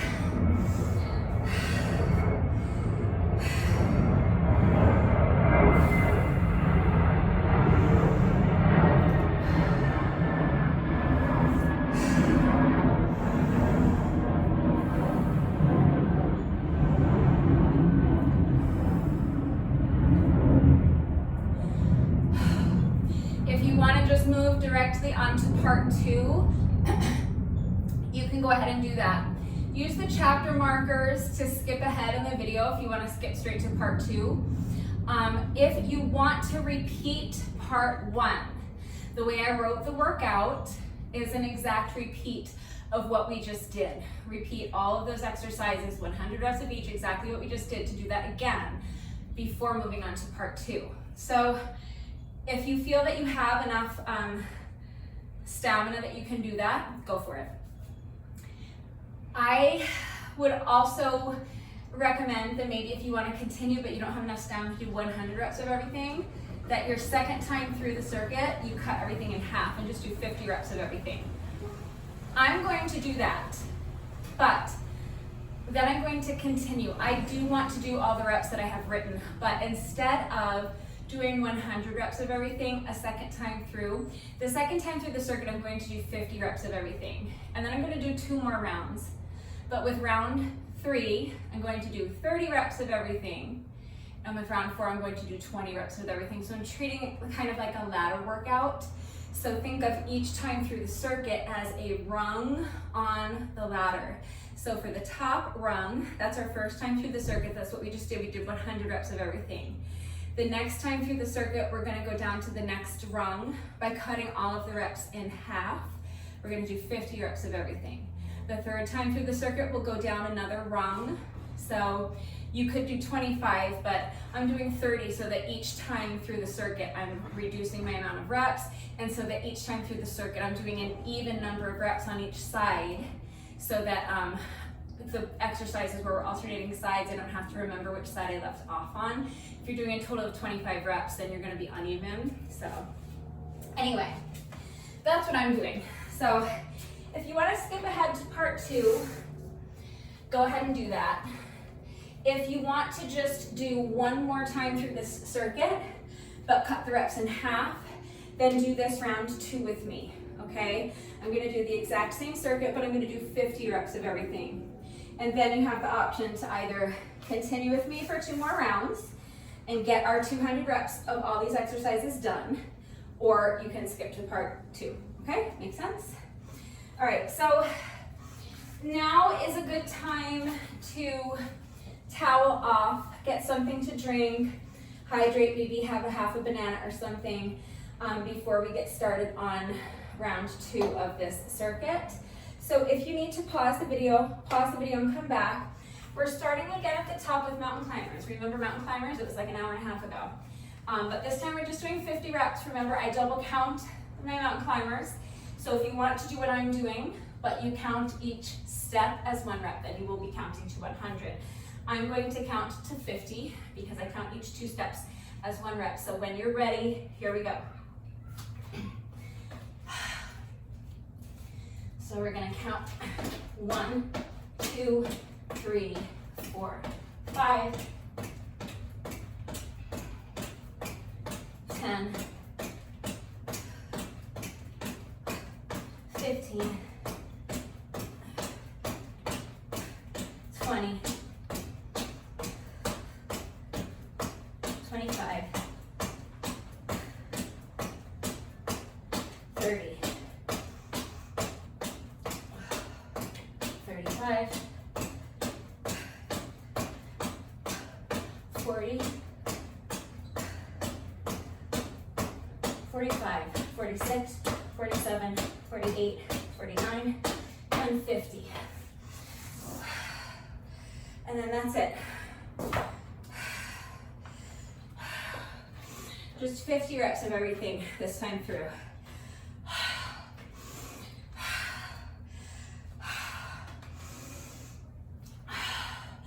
My legs just honestly feel like they are made of jelly.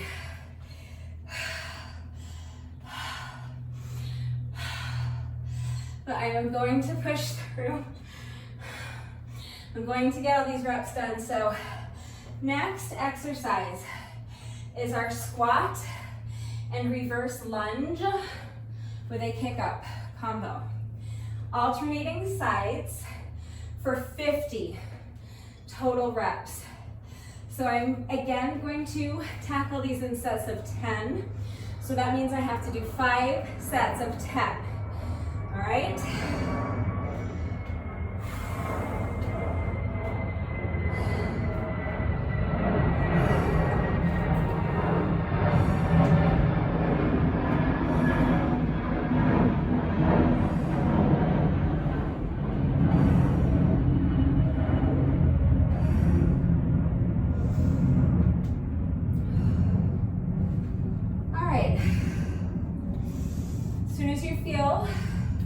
That you are ready to do these with good form, let's go ahead and get started on our first set of 10. So it's a squat, a reverse lunge, and a kick up. That's 1, we're alternating sides. That's 2, squat, lunge, and kick. Other leg, squat, lunge back with the other foot, and kick up. That's 4, 5. 5 more. 6, 7, 8,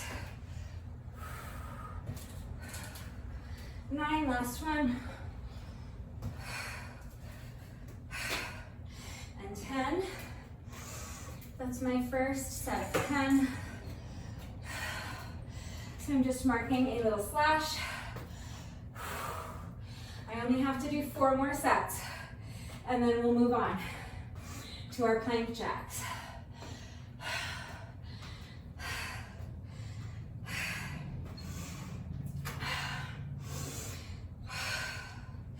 Just giving myself a good minute to breathe. Slow down my heart rate a little. Regain a little strength in my quads. You know what we're doing? I'm gonna zip it so that I can conserve some energy and finish these last 4 sets as quickly as possible without sacrificing form. When you're ready, here we go, set number 2.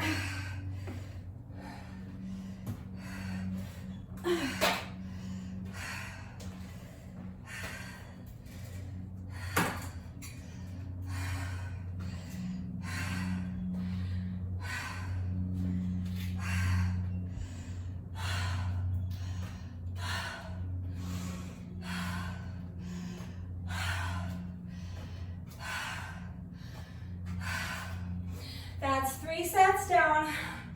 Just 2 more to go.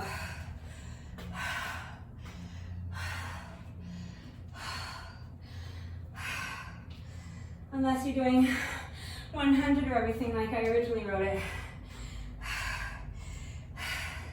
In which case you have to do another 7 sets. So good for you if you're able to do 100 reps of everything like we did in round 1. I'm just gonna do 2 more sets and then we'll move on.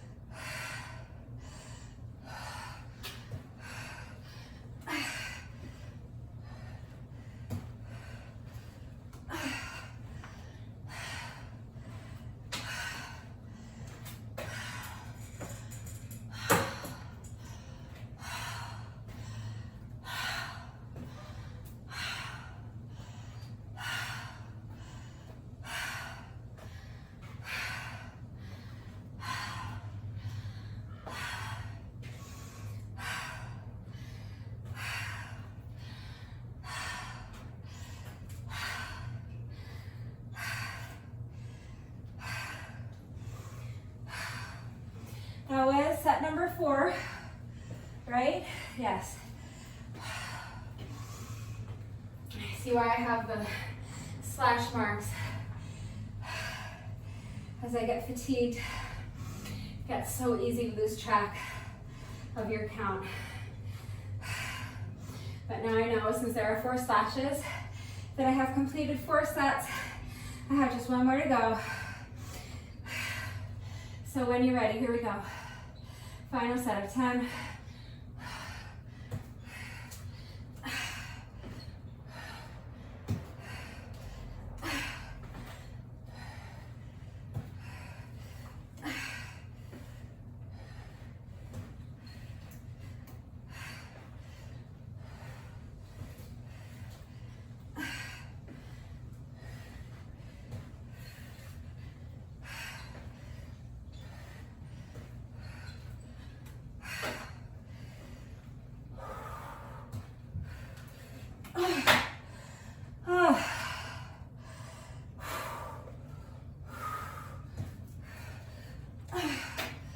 Last one.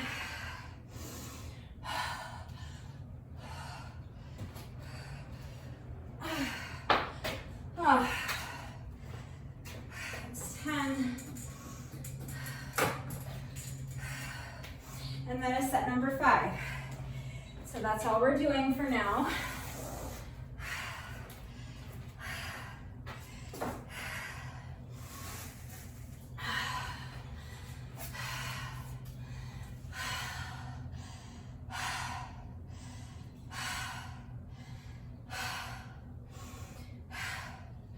So we're moving on to plank jacks next.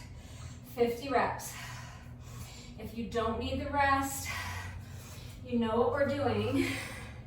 You've seen all of the exercises. Don't wait for me. If you get too far ahead of me and you don't know what's coming up next, you can skip ahead in the video, but if you have enough strength and enough stamina that you can continue without these long rest breaks, that's what you should be doing. All right, so 50 plank jacks.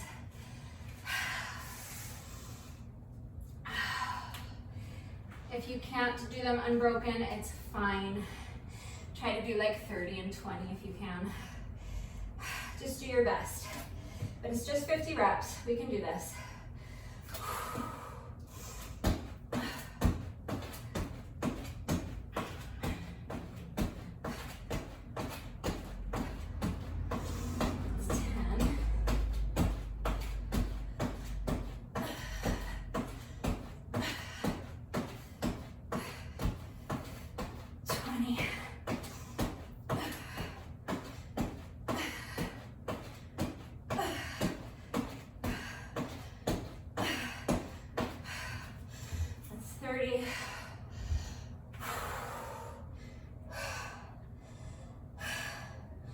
Gonna take about a 30-second rest. child's pose. And then I'm going to push through and get these final 20 reps done. Picking up my count at 30.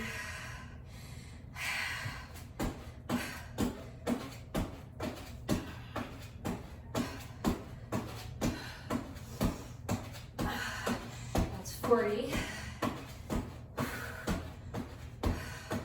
45, 46, 47, 48, 49, last one. That's 50.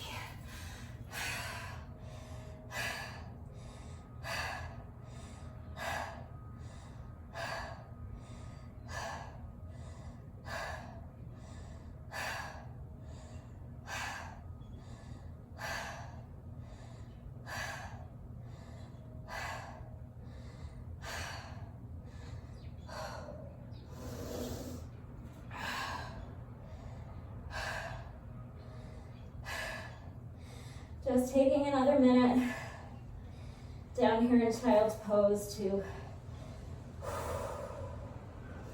slow down my breathing, give my shoulders a little stretch.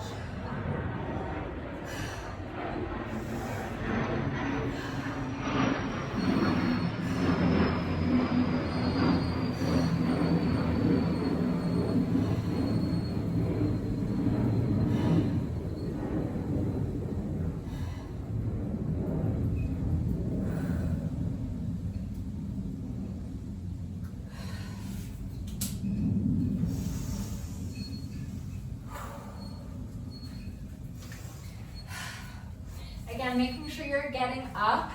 If you were resting with me, especially down in child's pose, make sure that you're getting up incrementally, slowly, and mindfully.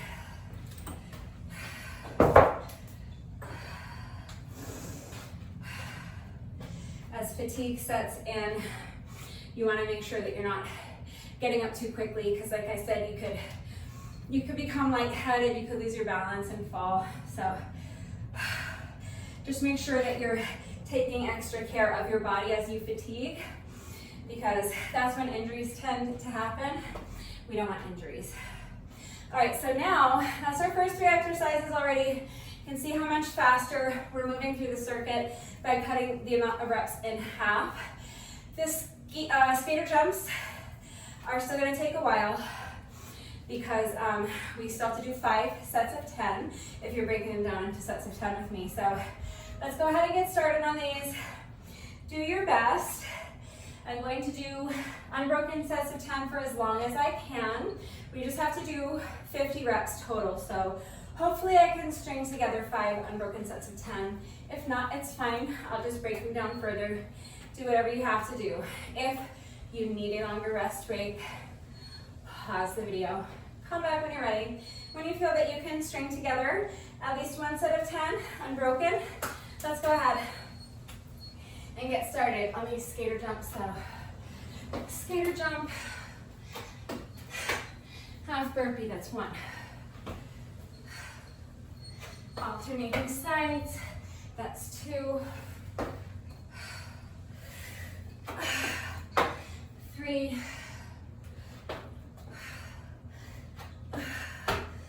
4.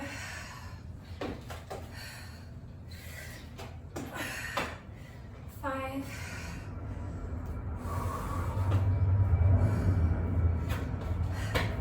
6.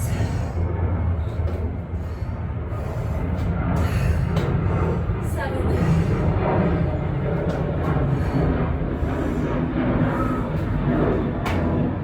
8.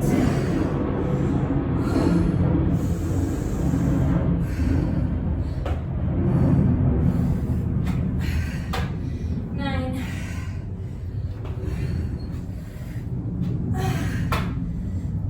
10.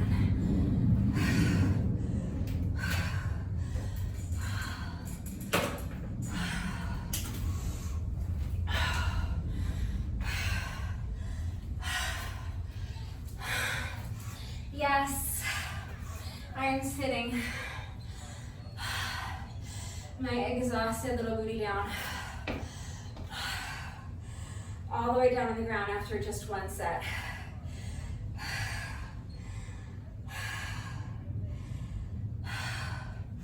Because that's where I am right now.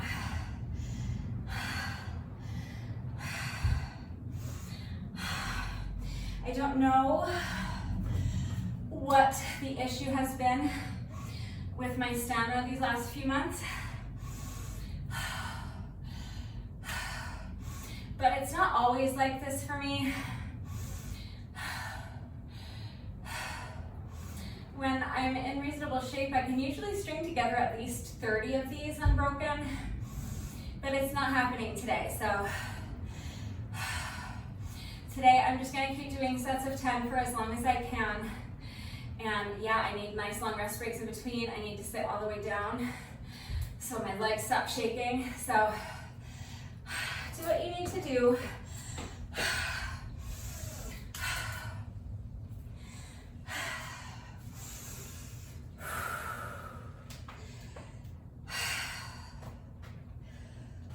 Remember to take care getting up if you're sitting down in between sets like I am.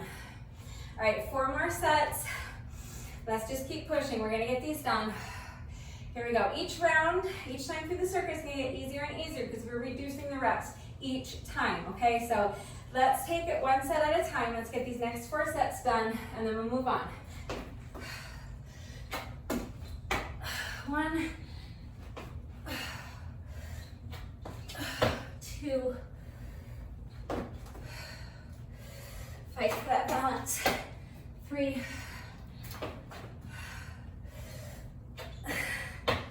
4,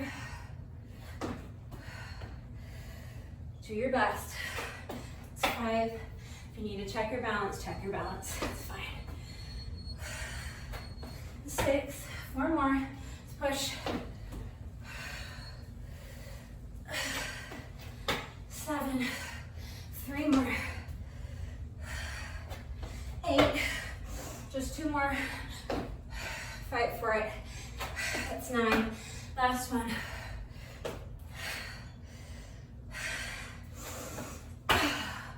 That's 10.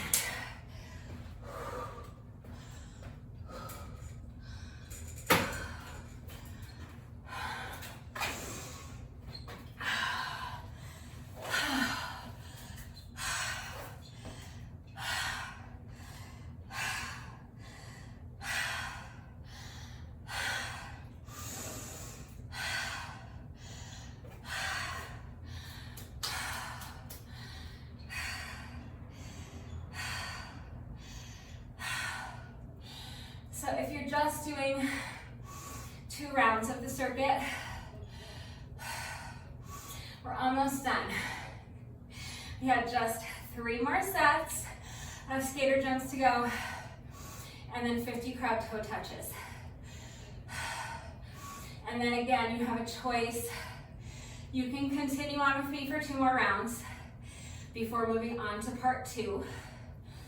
You can scrap the final 50 reps of each of these 5 exercises in part 1 and just move on to part 2. Or you can scrap part 2 entirely and either do 2 more rounds of part 1 with me or call it a day, all right? But if you've hung in here with me for this long, let's go ahead and finish this second round. So we have just 3 more sets of skater jumps,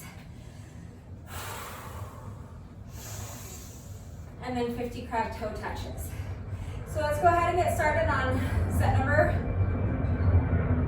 3. Set number 3. When you're ready, here we go.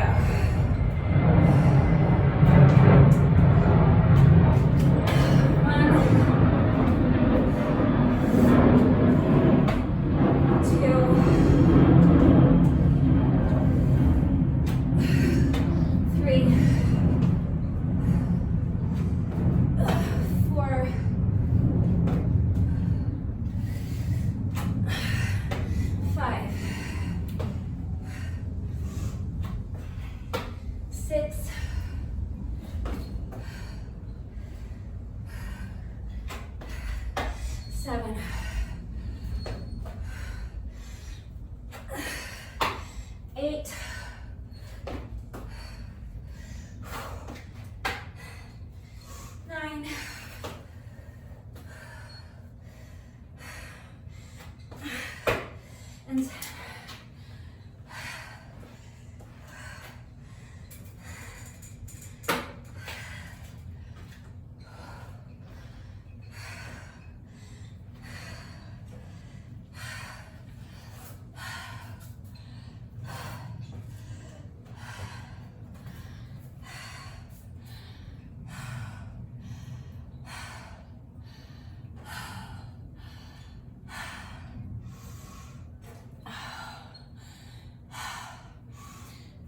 killing me.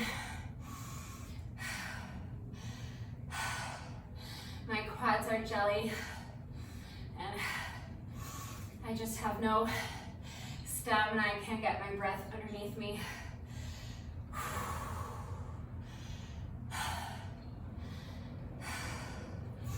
But sitting down in between sets is like helping a lot. It's not ideal. Like I said, you want to at least keep moving, so maybe at least something like this if you're going to sit down, just so that you're not, your muscles aren't getting cold, you're not getting stiff. So it's best to keep moving even if you're resting. So ideally, you know, you could walk, like pace back and forth, which is what I usually do, or kind of shake out the legs like this, or shift your weight side to side. This is the kind of stuff I usually do while I'm resting, but I'm just so fatigued that I need to sit down in between these sets of skater jumps. Otherwise, I feel like my legs will not support me, like just even standing here. All right, we have just 2 sets left to go. We're getting there, let's push. Next set of 10, when you're ready. It's 1,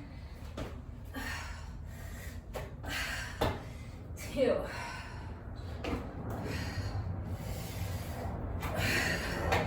3,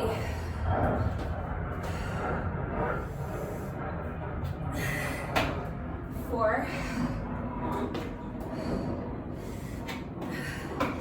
5, 6,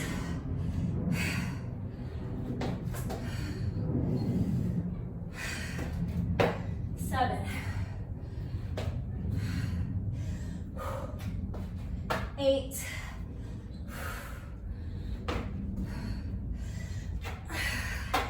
9, one more,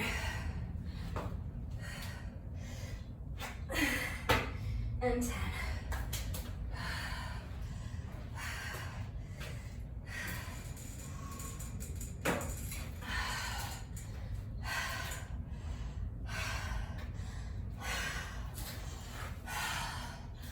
Just one more set to go.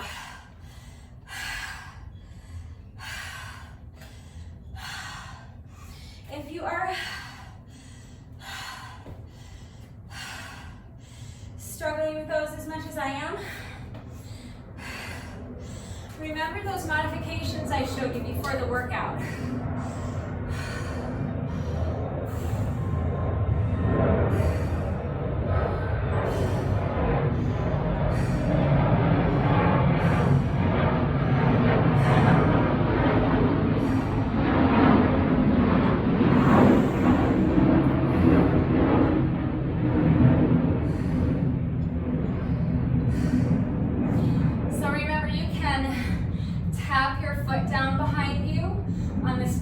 Instead of keeping the foot off the ground and tapping the heel, you can set that foot down.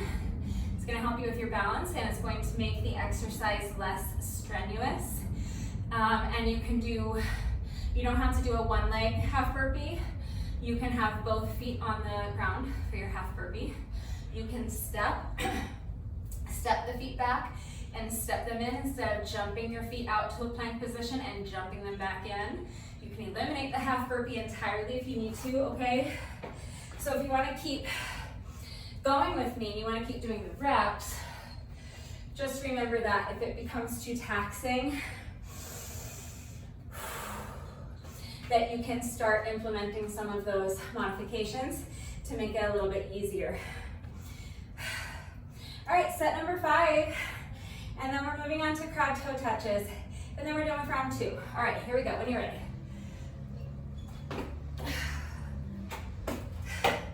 So that's 41, 42, 43,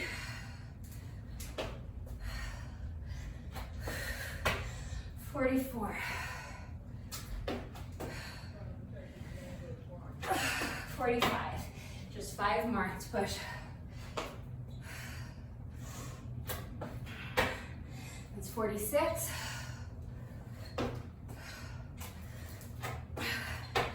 47.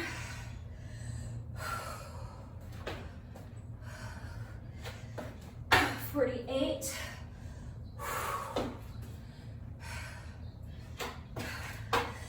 49, last one.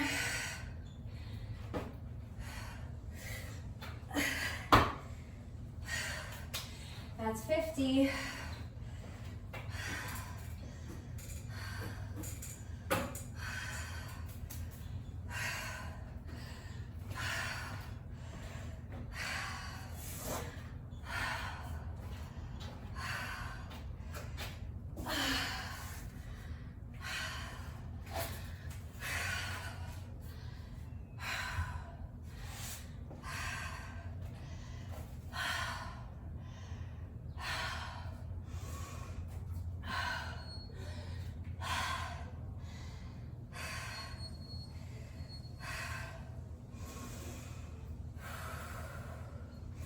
So our final exercise is crab toe touches, 50 total reps, alternating sides with each rep. If I can, I would love to complete my first 30 without stopping, and then maybe I can do the last 20 without stopping. We'll see. I'm just gonna do my best, as should you. If you need some more time to rest, pause the video. Come back when you're ready. We're almost finished with round 2 of this tough circuit. So all we have left to do is 50 reps of crab toe touches. Do your best. When you're ready, here we go. Lift the hips, touch the toes. It's 1, 2, 3, 4, 5. We're going to 50.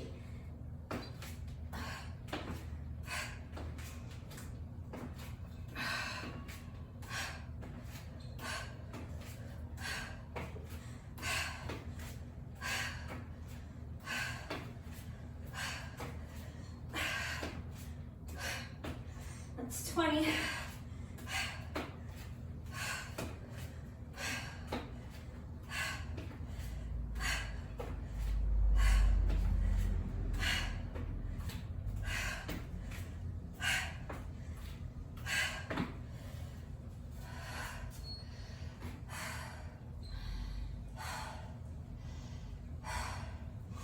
That's 30. I probably could have kept going, but I don't think I would have made it to 50 without needing to pause and rest. So since I'm pacing myself to do 50 total reps, I'd rather just take a quick rest break at the 30 rep mark, and then see if I can just finish up with my final 20 reps unbroken. So when you're ready, here we go. Picking up my count at 30.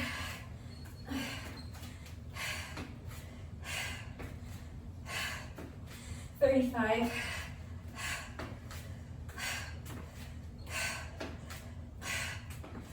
40.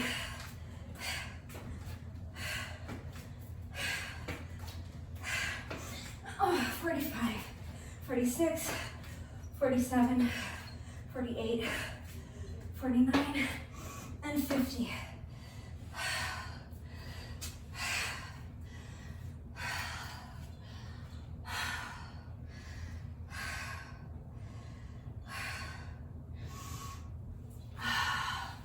So that's our second time through the circuit.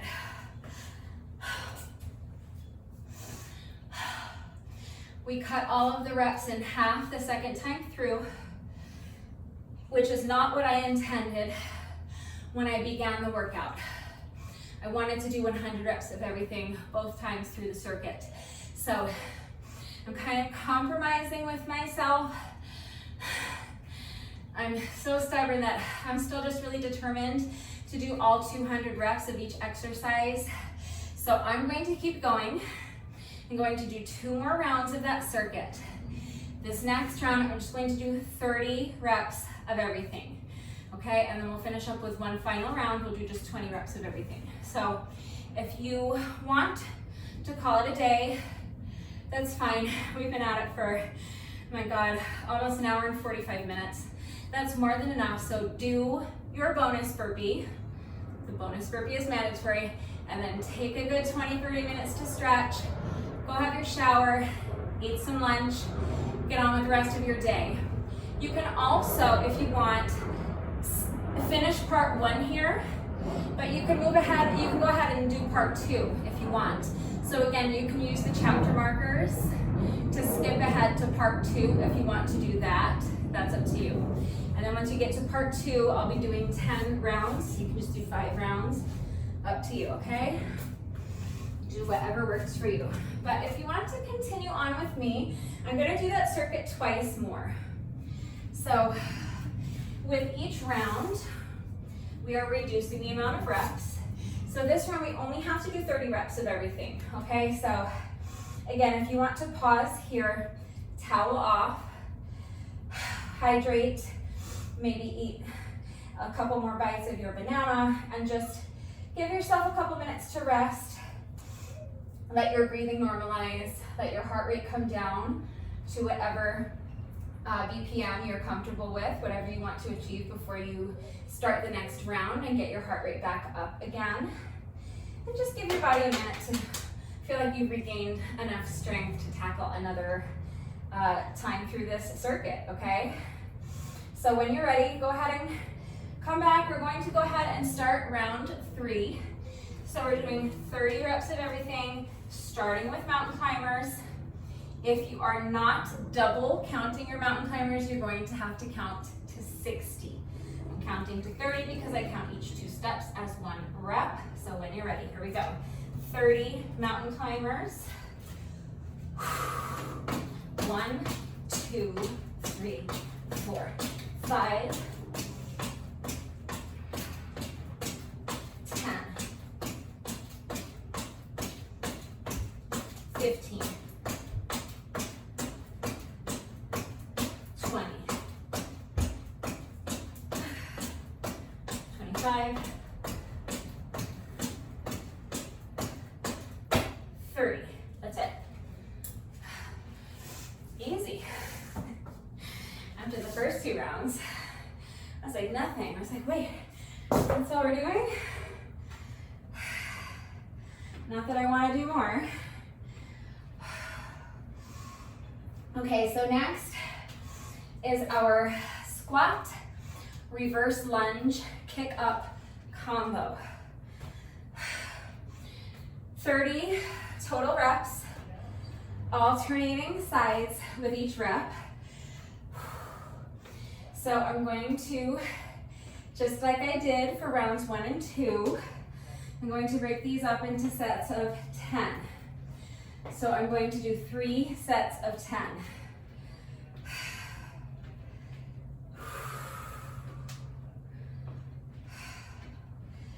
Just taking another minute to breathe. Shaking out the legs. My quads are just like done. You have a lot more reps to do, so.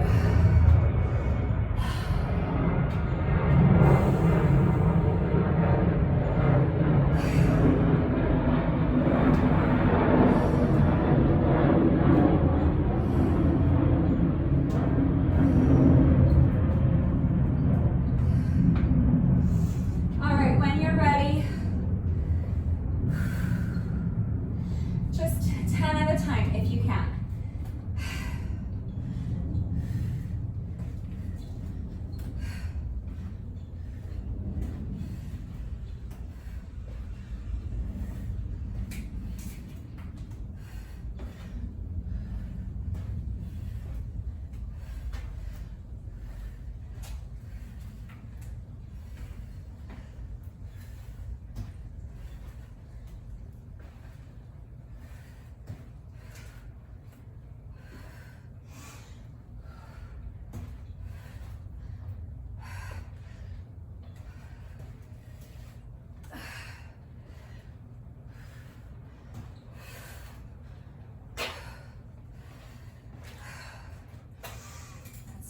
one.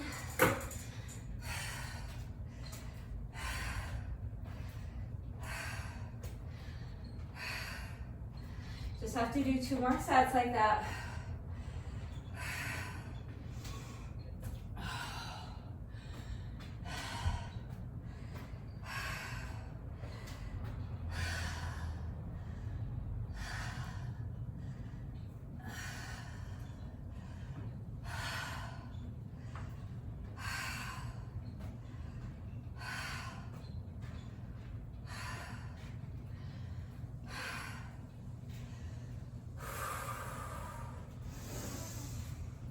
When you're ready,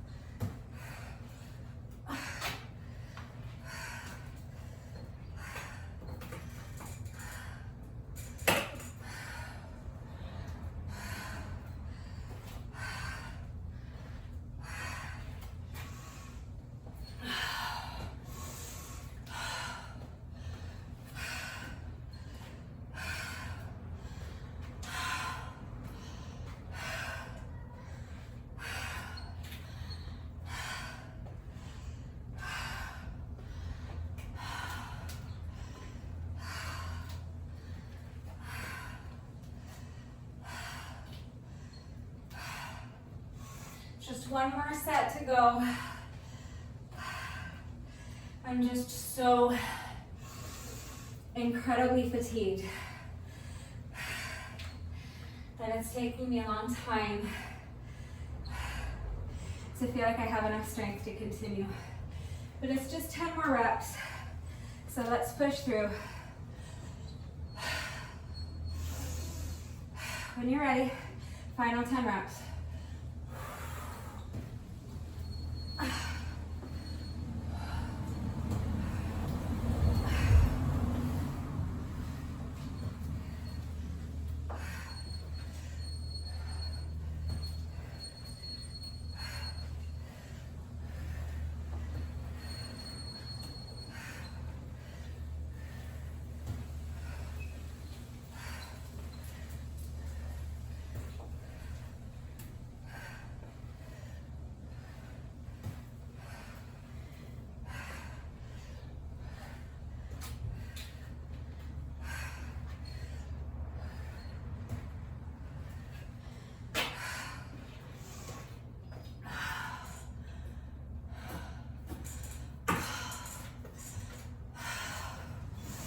Those are so hard.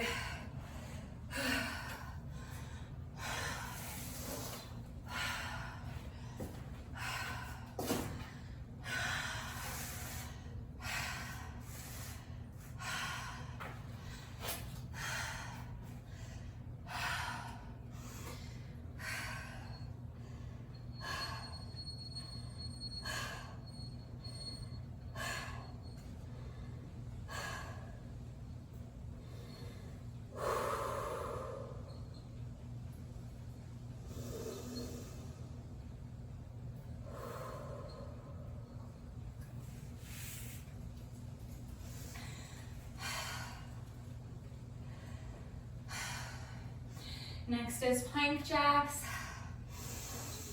Hopefully I can just do all 30 unbroken. If not, it doesn't matter. I'll do 20 and then 10, or I'll do 3 sets of 10. I'll break it up however I need to. It's just 30 reps. So do your best. If you need a longer rest break, pause the video, come back when you're ready. We're continuing with 30 plank jacks. Here we go.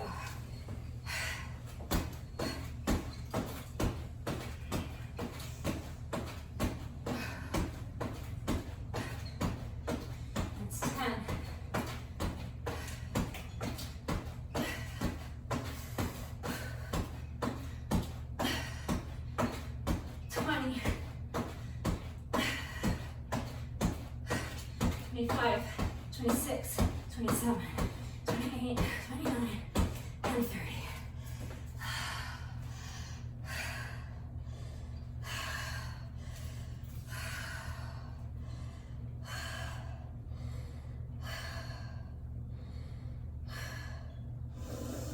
Taking another little rest in child's pose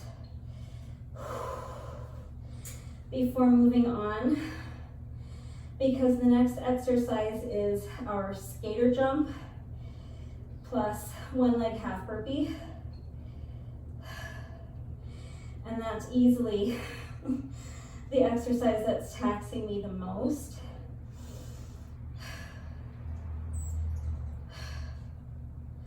So I'm just taking a couple minutes to stretch and breathe before starting those.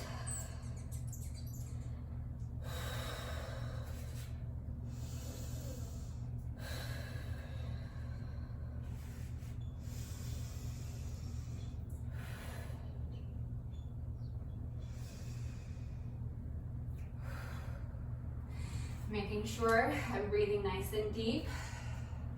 If your breathing is shallow, stay in child's pose a bit longer. As you're coming up, gradually, remember, incrementally and gradually, see how I'm kind of coming up in steps. You don't want to be doing that while your breathing is still shallow. You want to make sure that you're able to take nice, long, deep, full breaths, so that you don't get lightheaded as you're coming up, okay? We're almost 2 hours into the workout, so it's really important. It's always important to be mindful, but especially at this point in the workout, it's super important, okay? Don't want anyone getting hurt. So please make sure that you're being mindful, mind your breathing, mind your form. Okay, so skater jump plus one leg half burpee. Just 3 sets of 10, all right?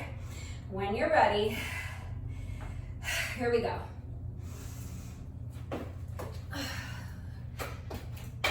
It's 1,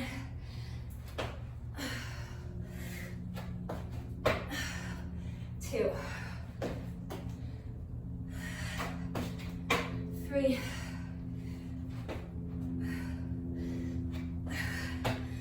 4,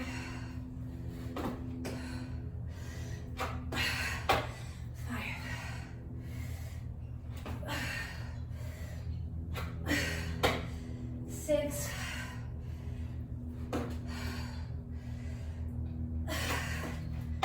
7,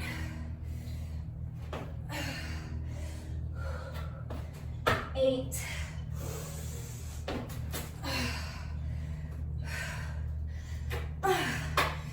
9,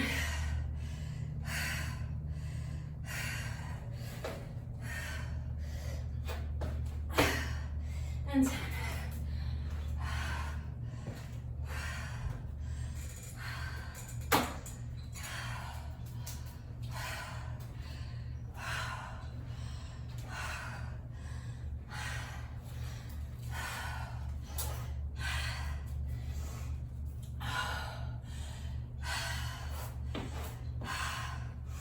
Even though we only have to do 3 sets,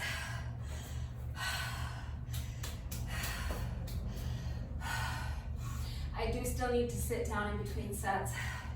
It's the only way I'm going to get through them.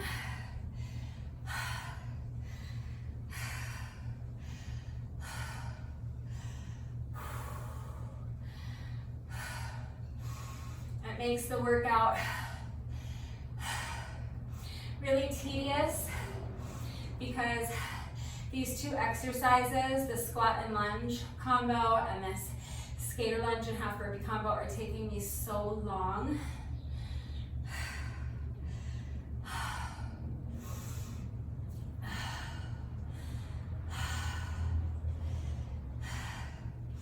And I obviously would prefer to not have it take this long. I obviously would prefer to be able to move more quickly through this section, but this is the best I have right now, so it's all good. Just do your best Like I tell you every day, your best is always good enough. So let your best be good enough. Be patient with yourself. I'm sure we'd all like to be stronger. I'm sure we would all like to be faster. But this is the best I can do right now, so I have to let it be good enough because I can't do any better than my best. So let's go ahead and get started on set number 2 when you are ready. 1,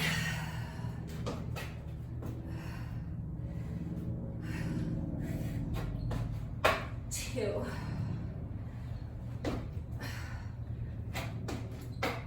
3, 4,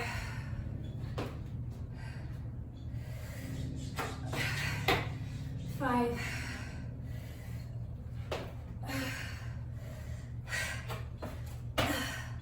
6,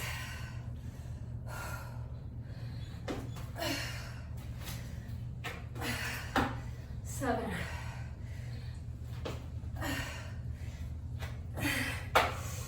8,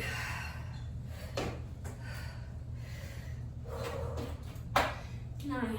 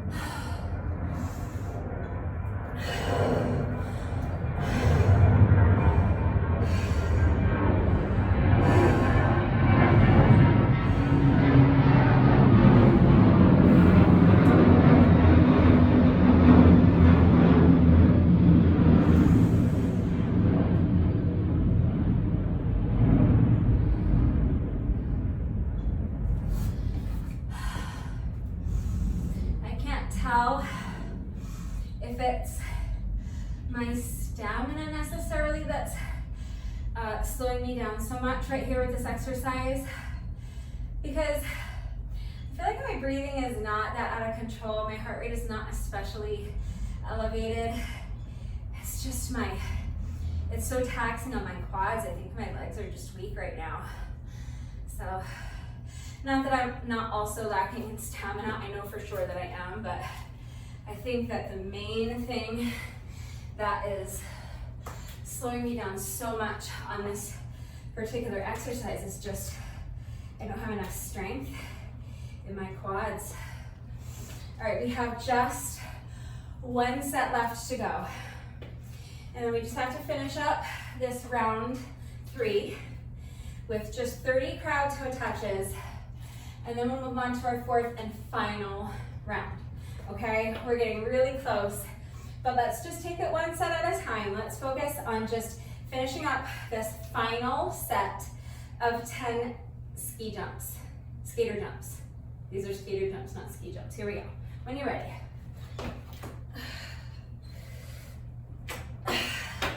1,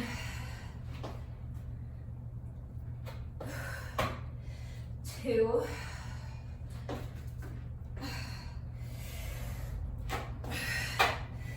3,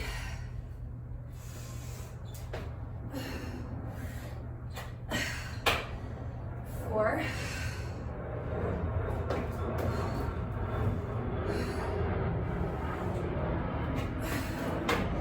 5,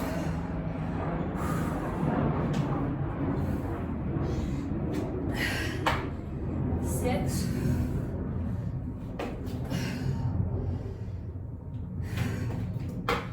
7,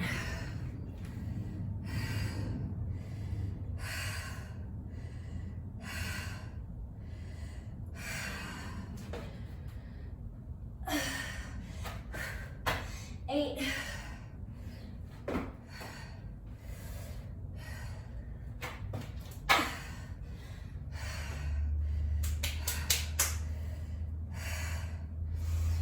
That's 9, last one.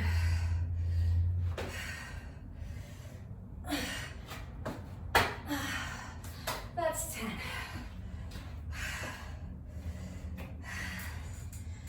That is our third and final round.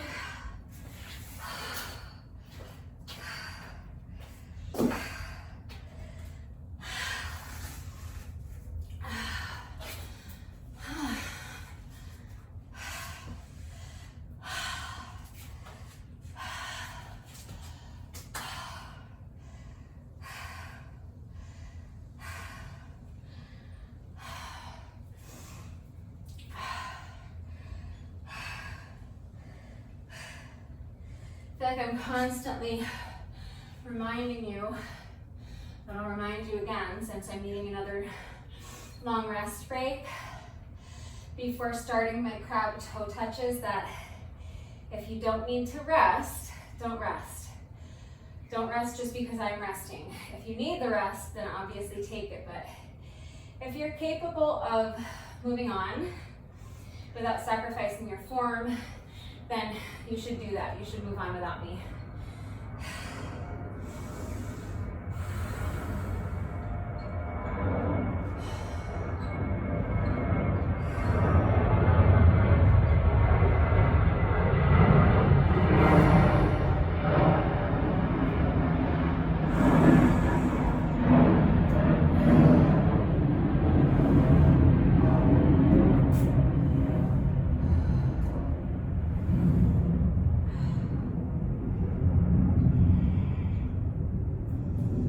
Let's push through just 30 reps of crab toe touches. See if I can do them all 30 reps unbroken. Just do your best. When you're ready, here we go.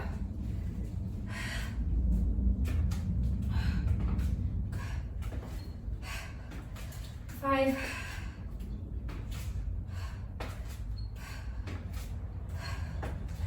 10,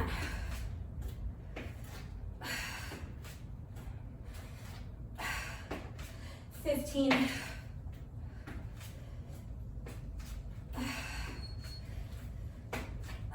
20,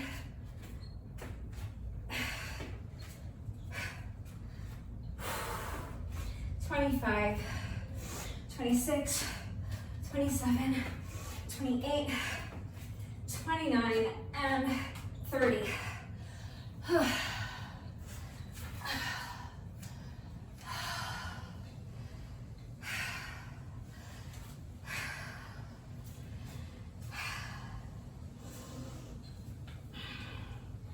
So that's it, that's round 4. Round 1, we did 100 reps of everything. Round 2, we did 50 reps of everything. Round 3, we did 30 reps of everything. So I think I just said that was round 4, but that was round 3.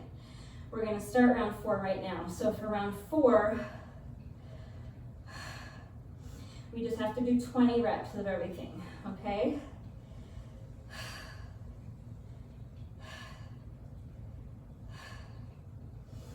Just taking another minute to rest in child's pose before I start my 4th and final round. Stretching out my hips and my back, my shoulders, hip flexors, glutes.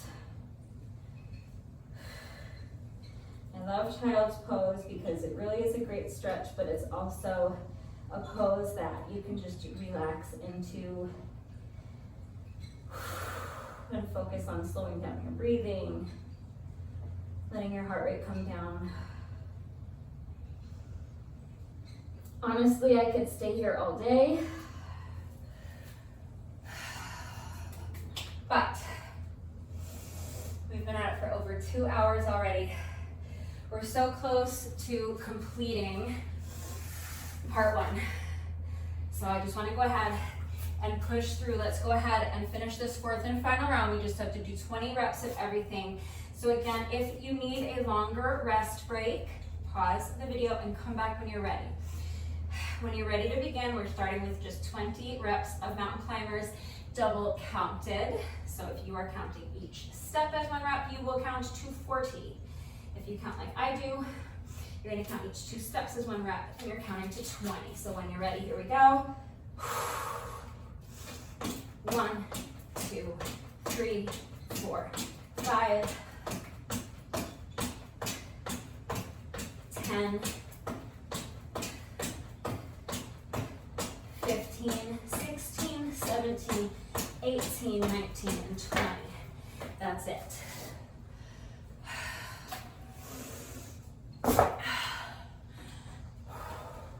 So mountain climbers are all done. You don't have to do another mountain climber all day unless you want to, in which case go nuts.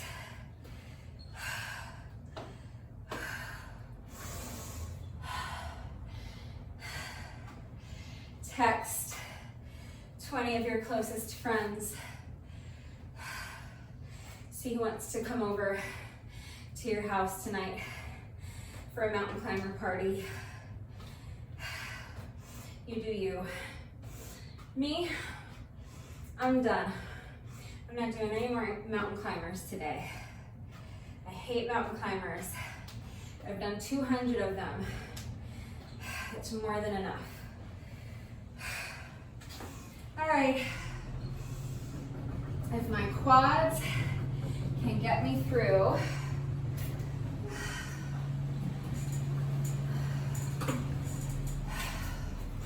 we just have to do 20 reps of our squat and reverse lunge with a kick up combo. So I'm gonna do 2 sets of 10. Alternating sides with each rep. When you're ready, here we go.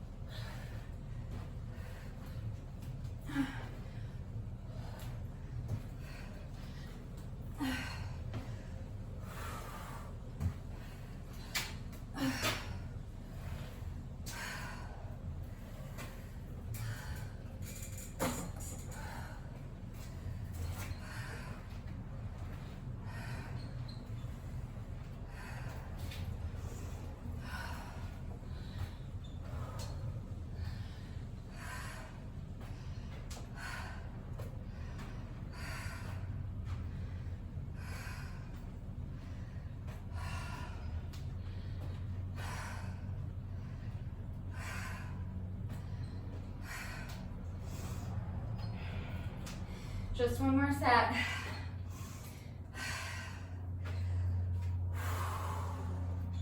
Let's push.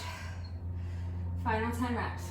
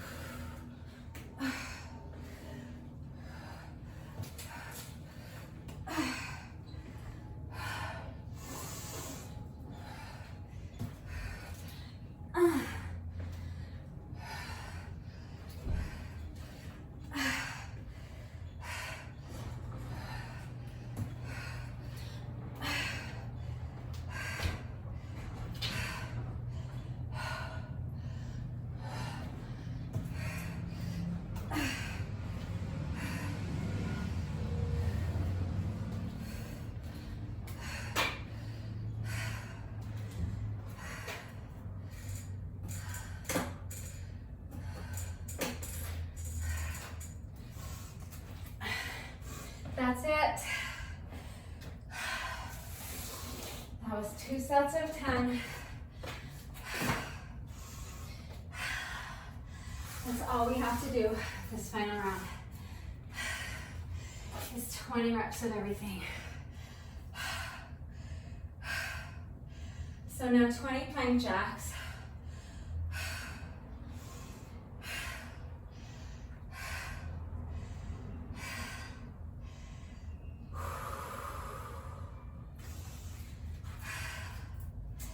When you're ready.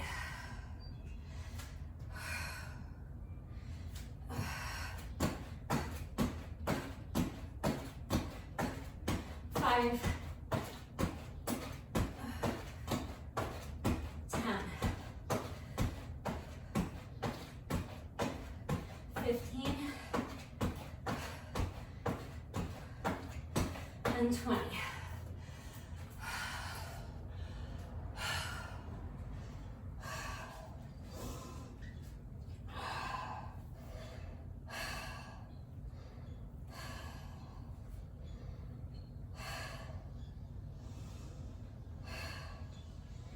So that's it. Mountain climbers are done for the day. Our squat and reverse lunge with a kick up combo is done for the day. Plank jacks are done for the day. All we have left to do is 20 reps of our skater jump plus 1 leg half burpee and 20 crowd toe touches.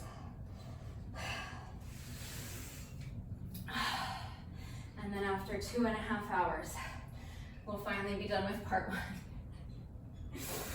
Oh. All right. This has taken more than twice as long as I wanted it to up to this point.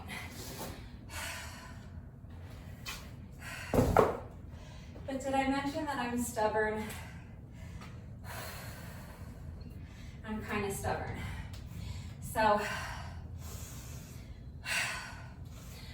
just need to focus on getting these next 2 sets of ski jumps done. Skater jumps. Keep calling them ski jumps. They're skater jumps. All right, these are so tough, but it's just 2 sets. So when you're ready, here we go. Let's really dig deep. Summon the energy to somehow get these done. It's just 2 sets. When you're ready, here we go. We got this. 1,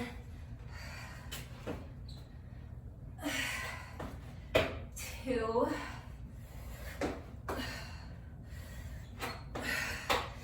3,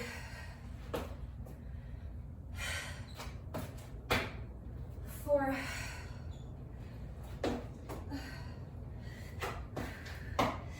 5,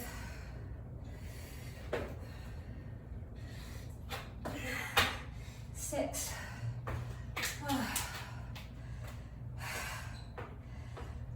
4 more,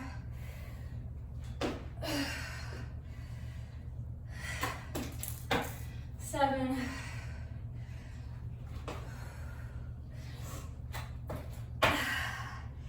8,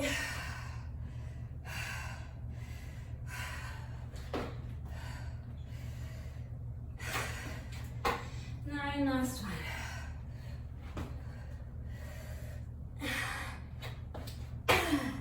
That's 10.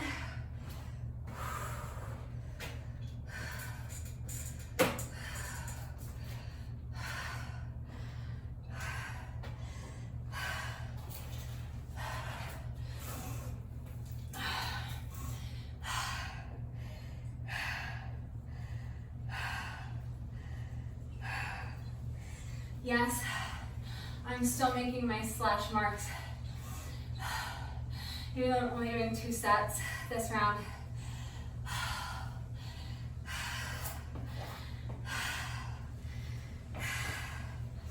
It gets to a certain point that my OCD takes over, I guess, and I started making slash marks, so I have to keep going making slash marks. Even though it's pretty hard to lose track when you're only doing 2 sets. Although I wouldn't put it past myself. I could still manage to lose track when I'm doing 2 sets, especially at this point in the workout.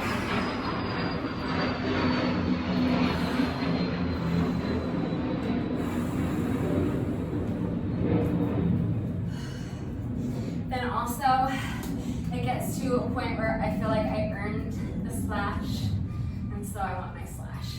So, anyway.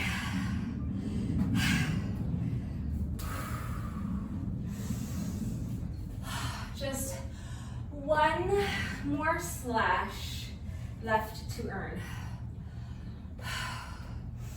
You can see that with each set, I'm struggling more and more to have like power, to take off from my leap with power. I'm struggling more and more with my balance. So just do your best, hang in there, fight as hard as you can for that balance, and just do your best. This is our final set of these, so let's push through. As soon as you're ready, here we go. We got this.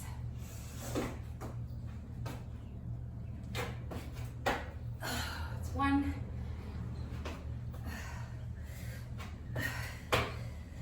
2,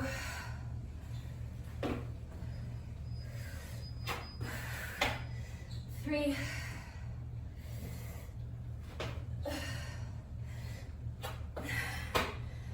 4,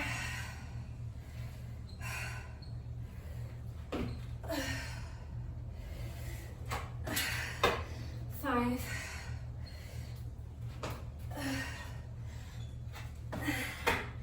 6,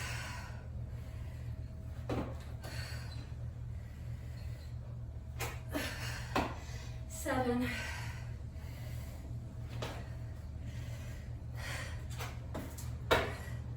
8,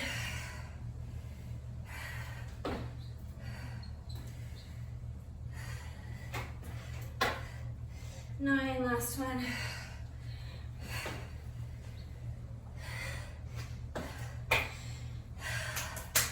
That's 10. I give myself my little slash that I fought so hard for.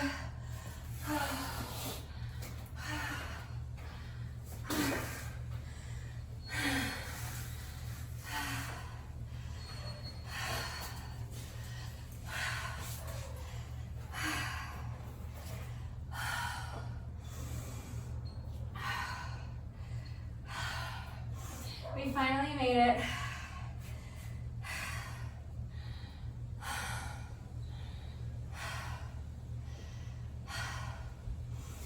Final exercise, crab toe touches, just 20 reps.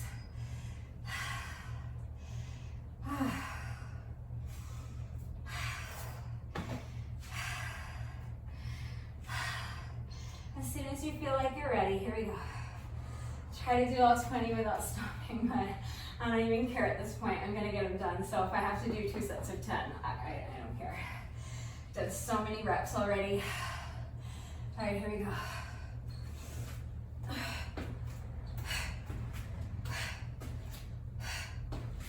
That's 5.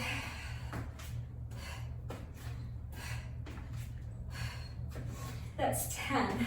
10 more.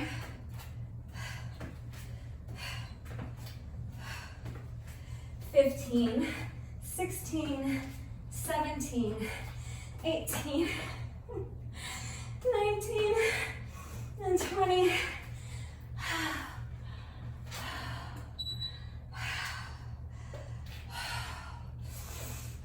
Shake it off. That's part 1.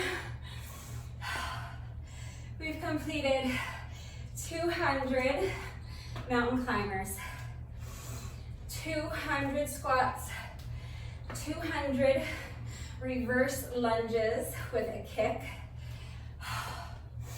200 plank jacks, 200 skater jumps, 200 one leg burpees, and 200 crab toe touches.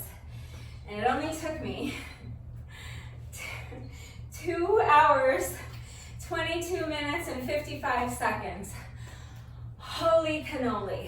All right, so you guys, that's part one. I wrote a part two. I don't know if I'm gonna make it through part two, so here's what I'm gonna do now. I'm going to pause the video so that I can go inside, towel off. I wanna wash my hands, drink some Gatorade, and just give myself a couple minutes, give myself a good 5 minutes at least, 5-minute rest break, and then I'll see how I feel to tackle part two. So if you know you're not continuing, then I will go ahead and do a bonus burpee in solidarity with you. If you know you're done, let's go ahead and do our bonus burpee together so that your workout will be officially complete. So this will be your final rep of the day when you're ready. Here we go.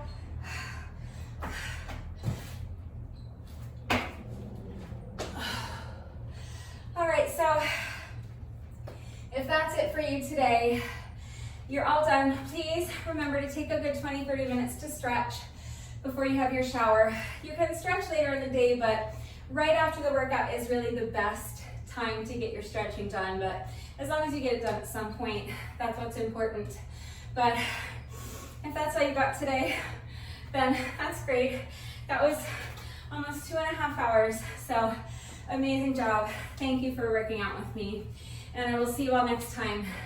If you're continuing on with me, pause the video. I am going to take a good 5 to 10 minute break before I see what I've got left in the tank for part two, okay?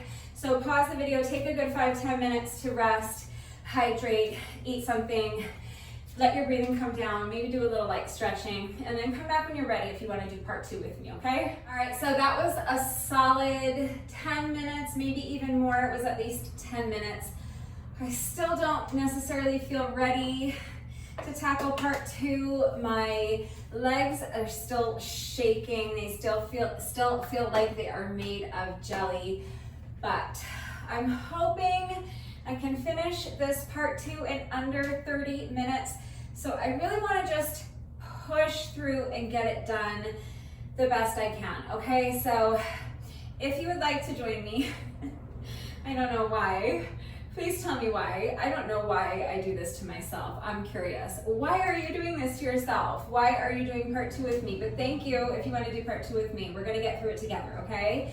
We're doing 10 push-ups and then a set of 100 with the jump rope, 10 rounds, okay? So hopefully we can finish it in under 30 minutes.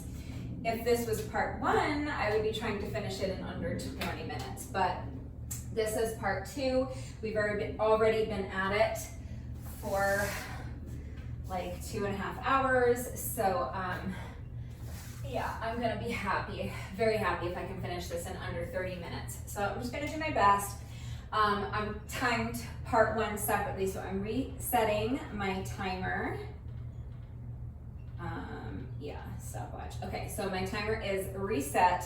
I paused my watch, but I didn't stop it because this is all still the same workout. But you guys, in part one alone, I don't know how much stock to put in this, but part one alone, my watch is telling me that I burned a total of 1,269 active calories, 1,481 total calories, which is insane. Why am I picking up my jump rope? We're starting with push-ups. So I'm gonna restart it. I just paused it. I'm gonna restart my watch for part two. And I'm just going to try to kind of take a nice, not slow pace necessarily, but not a fast pace.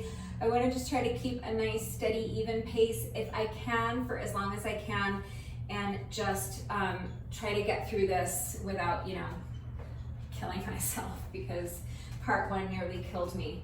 So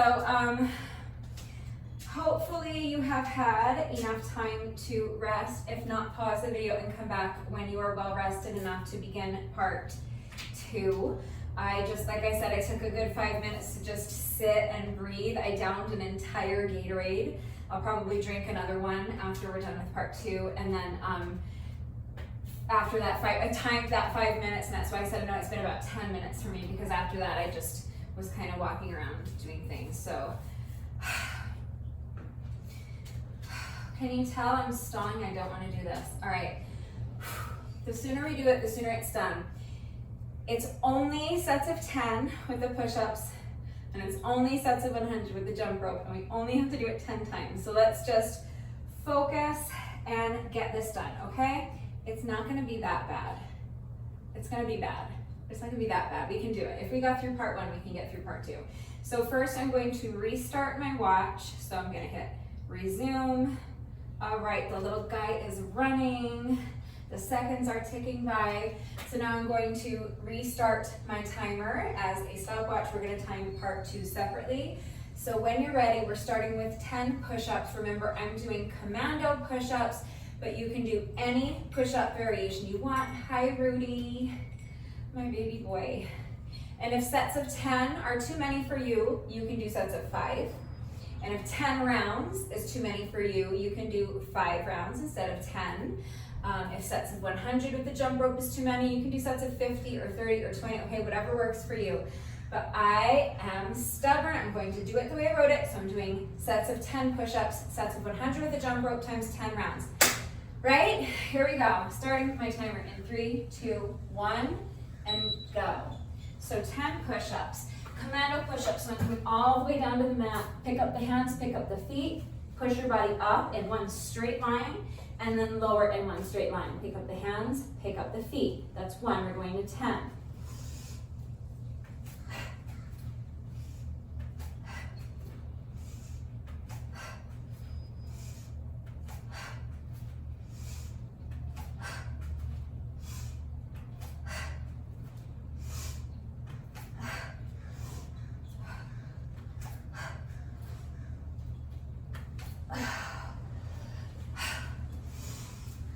You have to really, really tighten up those abs, just as tight as you can make them for that style of push-up.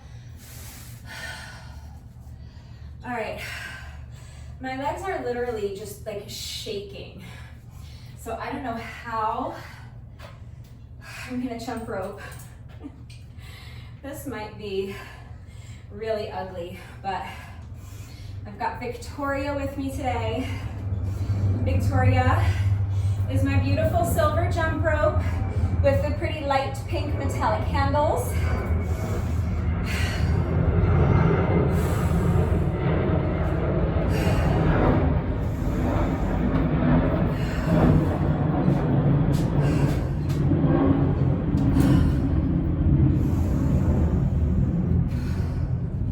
Sometimes people in the past have asked me where I get my jump ropes, so I always leave a link in the description box down below the video. So if you click on the link, that'll take you to this exact jump rope.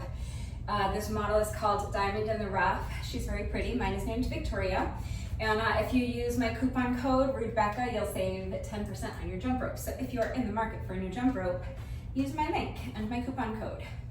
So any variation of jump rope, any style of jump rope you want to do is fine.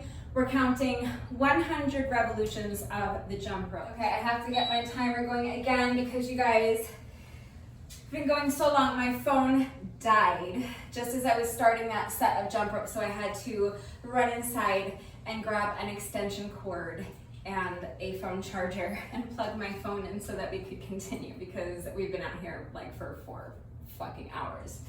All right, so picking up where we left off.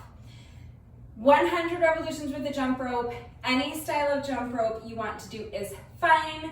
We're just counting 100 revolutions. So 1, 2, 3, 4, 5, 6, 7, 8, 9, 10, 20, 30, 40, 50, 60, 70,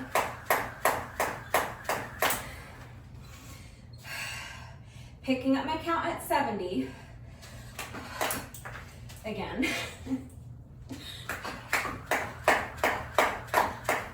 80, 90, 1, 2, 2, 3, 4, 5, 6, 7, 8, 9, 100.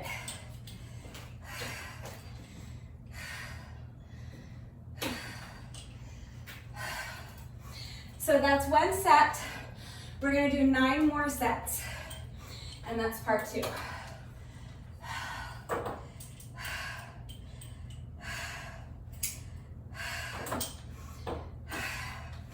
So again, I'm just taking a nice,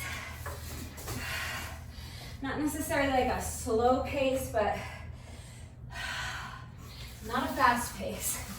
Just a nice kind of even pace so that I can get through these 10 sets the best I can. So I tripped on my jump rope around rep 70 something. So if you trip over your jump rope, it's fine. You do not have to start again at 0. You don't have to start the entire set over, okay? Just take a breath and get right back into it. Pick up where you left off. So I tripped on rep 70 something. So I just picked up my count at 70. I did another 30 reps, and that was my set of 100, okay? So I know it's frustrating tripping over the jump rope. It's the exact opposite of what you're trying to do, but especially at this point of the day, at this point in the workout, it's inevitable that your legs are going to be tired, you're going to be fatigued, and you're probably going to trip over your jump rope. So do your best not to let the frustration dictate your mindset moving forward, because we have a lot of reps left to go. That was just round 1. We have to do 9 more rounds. So it's a lot of jump rope left to go. So if you let that frustration dictate your mindset moving forward, you're just gonna sabotage the rest of your workout, and things are gonna snowball and it's gonna get uglier. So do your best to just, like my dad would say, like water off a duck's back, okay? Just let it go. It's okay to feel the frustration, but just do your best to move forward. Remember, you're doing your best and you're allowing your best to be good enough. So if you're tripping over your jump rope, you're tripping over your jump rope. Just take a breath, get back into it. We're gonna get the reps done one way or another, okay? So here we go, round 2, another 10 push-ups. I'm gonna zip it so that I can conserve some energy and try to pick up the pace a little bit moving forward. We'll try to at least do another 4 sets more or less without stopping, and then I'll probably take a rest break at the halfway point, okay? So when you're ready, here we go. Set number 2, starting with 10 push-ups. Any push-up variation you wanna do is fine. I'm doing commando push-ups, 10 reps, here we go.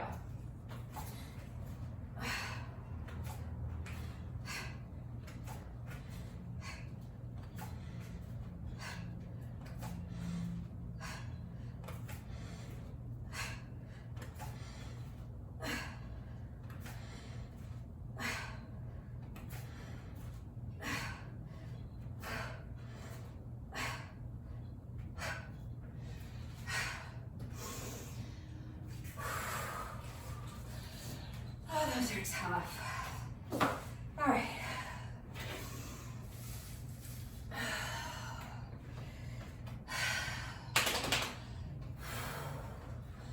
My jelly legs are struggling.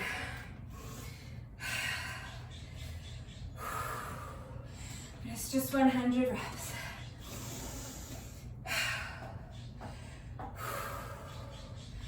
Here we go, 100 revolutions.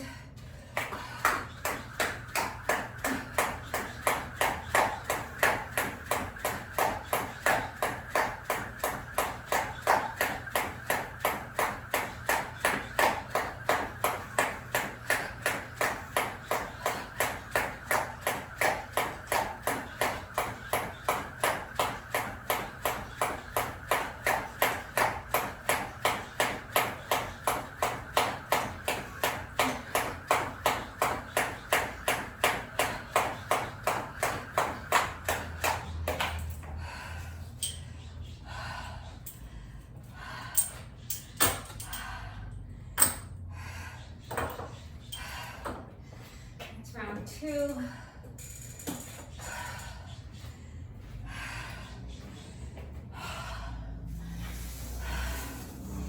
Try to keep pushing through the next 3. That'll get me to 5. Then I'll take a little rest break. So here we go, round 3.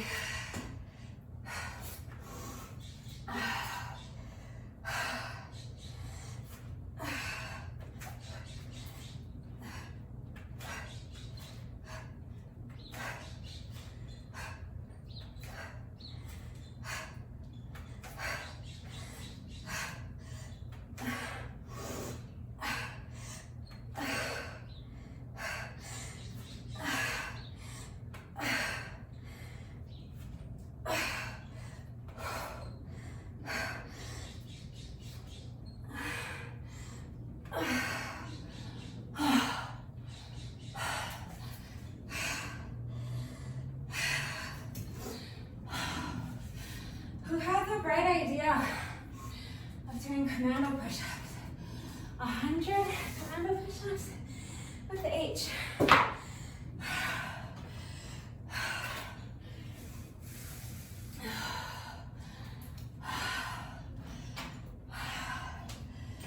right.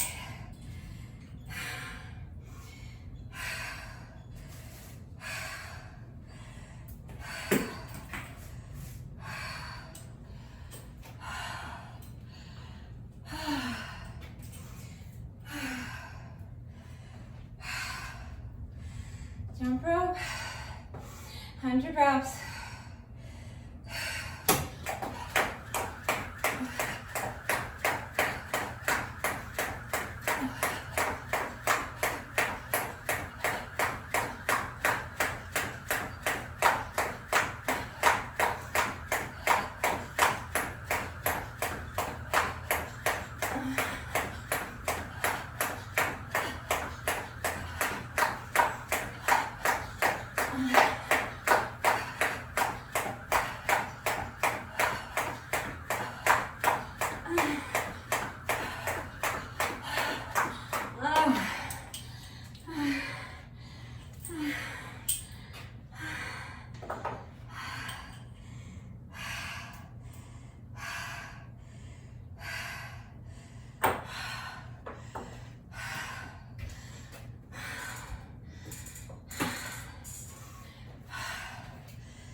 Round 3.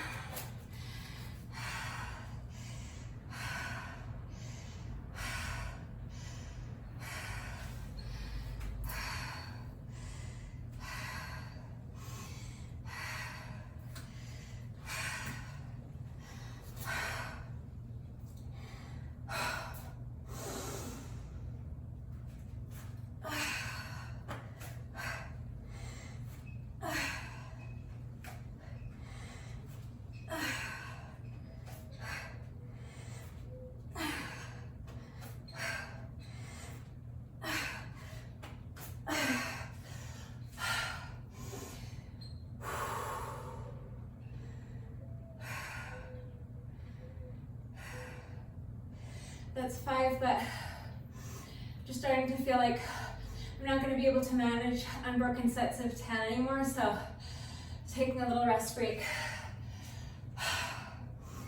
I'll try to do the last 5 unbroken if I can. So picking up my count at 5,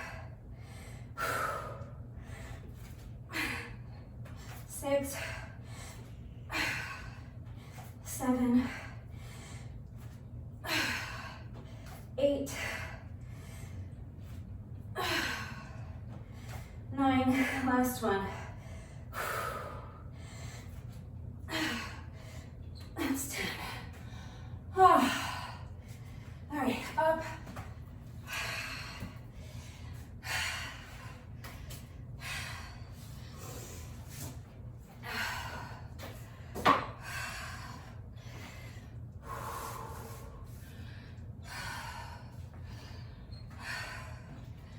This is round 4. So one quick set of jump rope and then we're almost halfway there.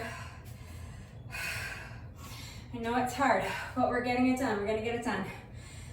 100 revolutions of the rope. 10, 20, 30, 40, 50, 60, 70, 80, 90, 100.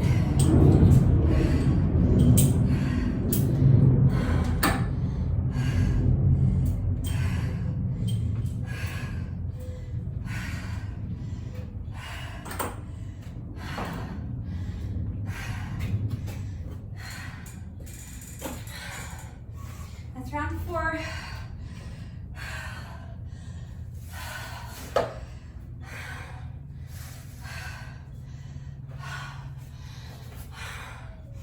I want to push and get through one more round before I take a couple minutes to rest. All right. I'll just try to do these in 2 little mini sets of 5 again, since that's what I had to do last time.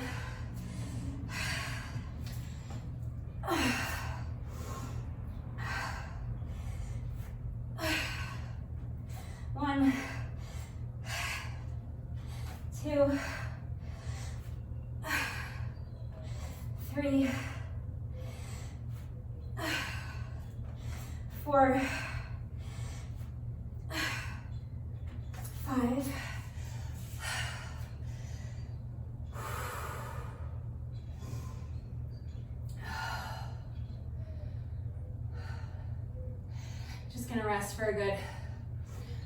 20 seconds or so until I feel like I have enough strength to do the last 5 reps. Rest for longer if you need to. When you're ready, here we go. Picking up my count at 5, 6, 7, 8,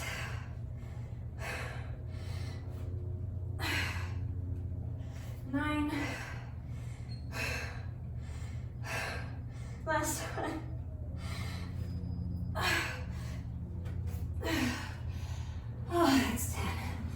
All right, up, almost finished with round 5, which means we are almost at the halfway point. See, we got this. After that part 1, this is a breeze, right? Maybe not exactly a breeze, but definitely doable. That part 1 was a marathon. It was totally brutal. What a slog. All right, one more set of 100. I'm gonna take a little rest break before we tackle the final 5 sets, okay?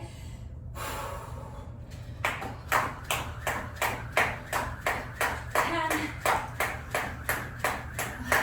20, 30, 40, 50, 60, 70, 80, 90, 100.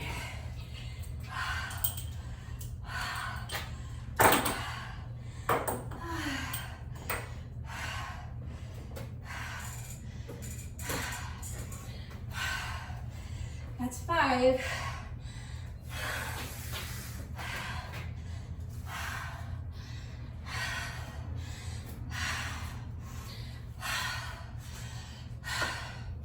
We're halfway done.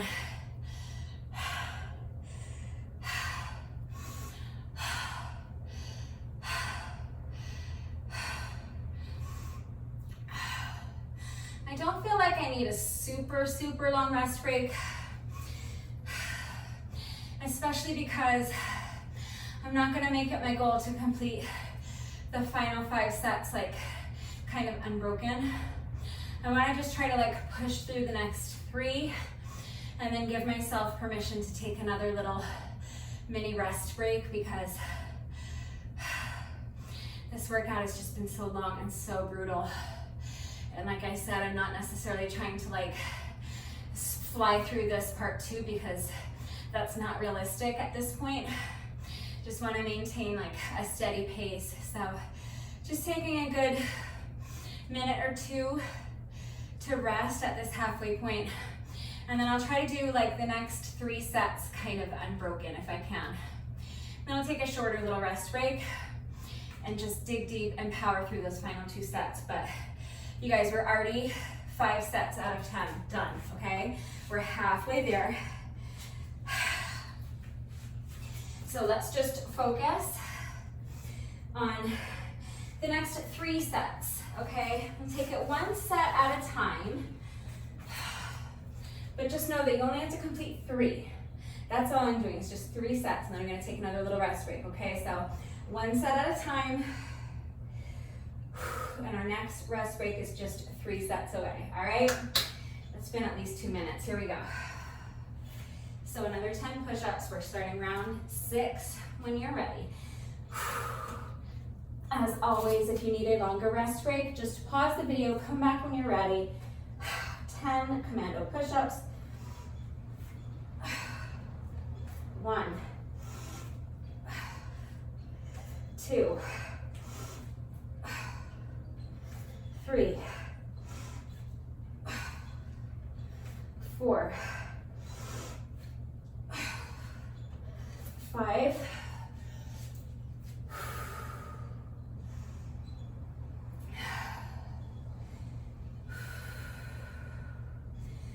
15-20 seconds, because I just can't do sets of 10 anymore. So I have to do 5 and 5.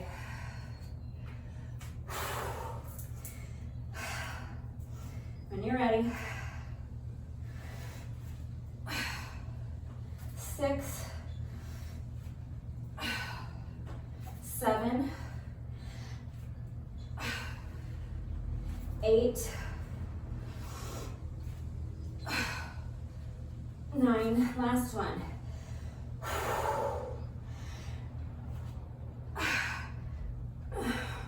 That's 10. If you started doing these commando push-ups with me, but they're getting too difficult and you just can't do them anymore, remember any push-up variation is fine, so you can just switch to a different push-up variation, or you can do 5 reps per round instead of 10, whatever works for you. All right, I did tell you that if you wanted to just do 5 rounds of part 2 that you could, so you might be done already. But if you're gonna push through with me and complete these final 5 sets, let's go ahead and do another 100 reps with jump rope. 10, 20, 30, 40, 50, 60, 70, 80, 90, 5, 6, 7, 8, 9, 100.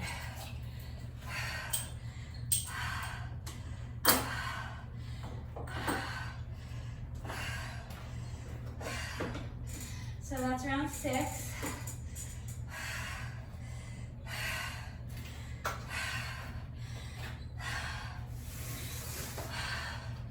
I'm not gonna finish in under 30 minutes. That's okay. I lost a couple of minutes running inside to get my extension cord and my phone charger. So I'll just keep it as close to 30 minutes as I can. Let's start round 7.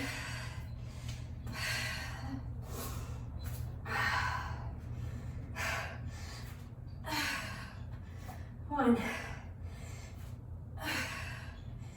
2, 3,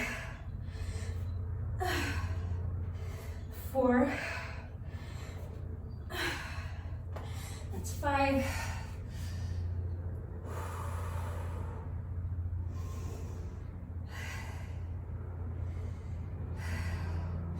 Obviously, if you're still capable of doing sets of 10, then don't pause. Just do your 10 push-ups and move on. Ideally, you should be able to finish this whole section in under 20 minutes. But like I said, today I would be happy if I could do it in under 30. So I'm gonna keep it as close to 30 minutes as I can. All right, 5 more reps of push-ups. 1, 2, 3,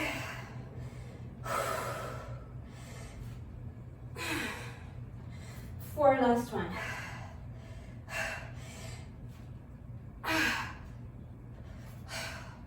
And that's 5. And that was my second 5, so that's 10 all day. Well, 10 for that set. It's actually what? 70 all day, my goodness. Not bad.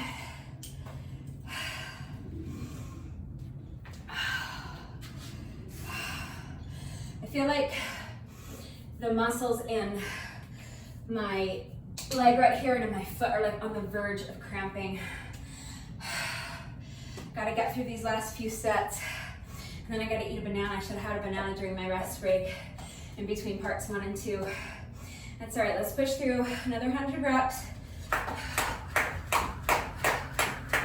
10, 20, 30, 40, 50, 60, 70, 80,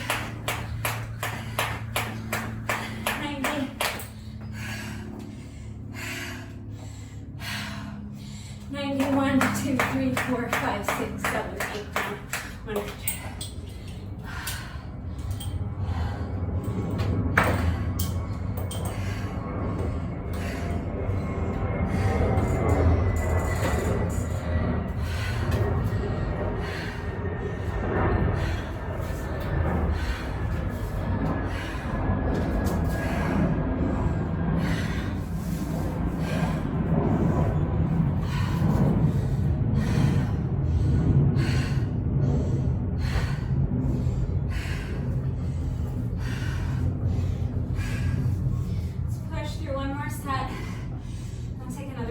Break.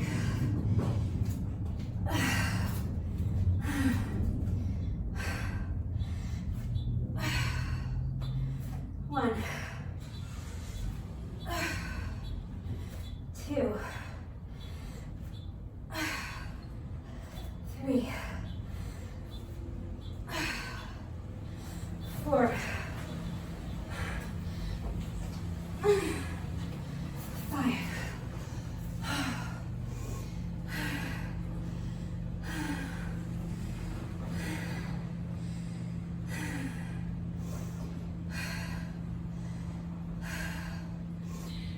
Push-ups is hard no matter what variation you're doing.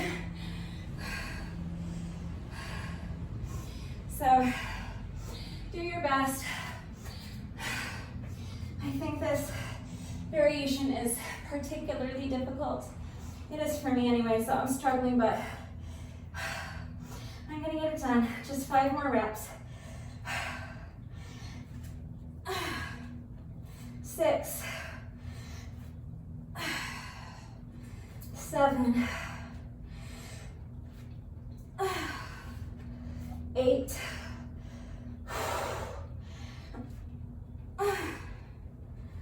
9, last one.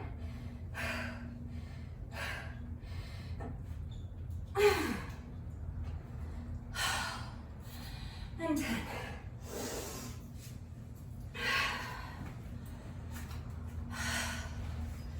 Okay, one more set of 100 with the jump rope And that will complete round 8. And I'm gonna take one more little rest break before I just tackle those final 2 rounds. But first, let's get our jump rope set out of the way. 100 revolutions. 10, 20, 30, 40, 50, 60, 70, 80, 90, 100.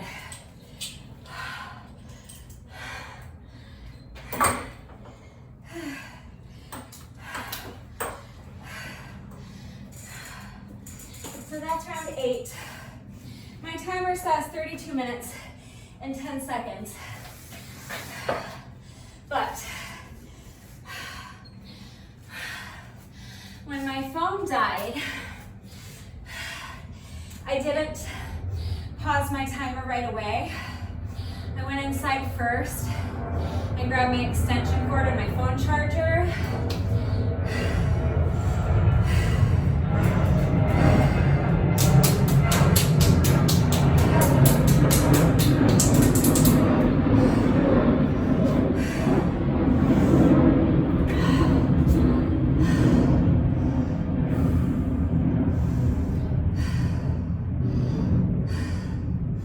And by the time I got back out here and plugged in the phone, I finally remembered to pause my timer. It had been going for a solid, I don't know, 2 to 3 minutes maybe, when I was just running inside to get my phone charger. So the time is not 100% accurate, but even if I deduct that 3 minutes, I'm still over 30 minutes with 2 rounds left to go. So like I said, I would have been thrilled to finish this in under 30 minutes, but I'm not gonna be too far off. And honestly, for how long and how difficult this workout has been, I'm fine with this. I'm getting it done. I just have 2 more rounds left to go. So when you feel that you have had a long enough rest and you're able to tackle this next set of push-ups with good form, then let's go ahead and get started on round 9. If you need to rest longer, pause the video, come back when you're ready. We just have 2 more rounds left to go, so let's push really hard. Here we go, 10 push-ups. 1, 2, 3, 4, 5. I don't necessarily feel like I need a rest. Like I could do a couple more, but I know I couldn't get through all 10 without a rest. So that's why I keep pausing after 5. I feel like that's the most efficient way for me to get these done. Just break them up into 2 little mini sets of 5. So do what works for you. Just 5 more to go when you're ready.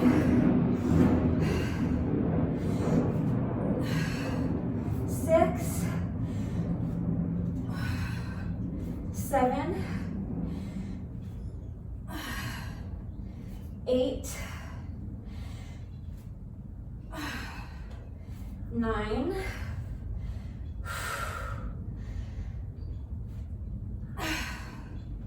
10.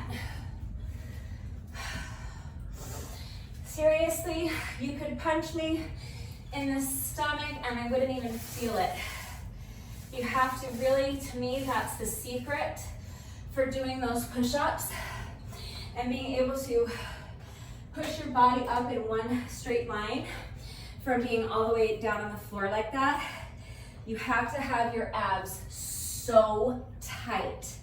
That really is the key as far as I'm concerned to successfully doing that push-up variation with good form. All right, you guys, that was my 90th commando push-up on the day. Let's do one more set of 100 with the jump rope, and that's round 9. We just have one round left to go after this. Here we go. 10, 20, 30, 40, 50, 60,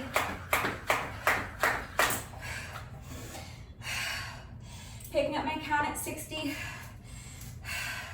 because I tripped on rep like 60 something, I don't know. So I'm going to do another 40 reps. 70, 80, 90, 1, 2, 3, 4, 5, 6, 7, 8, 9, 100.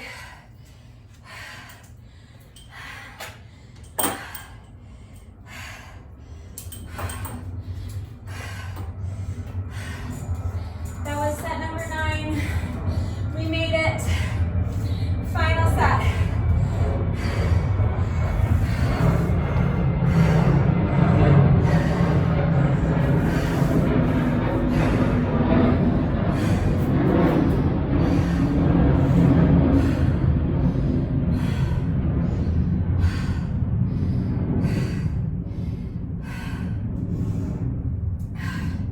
This is my final set of push-ups.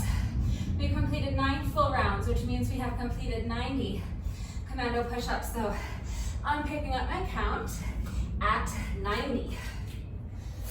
So here we go. Final round, you guys. We got this. 91. 92. 93. 94, 95,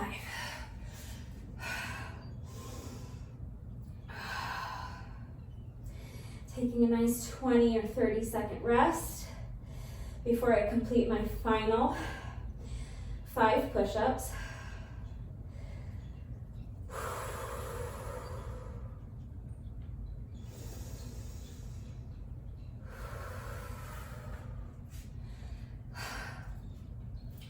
So I'm picking up my count at 95. Here we go.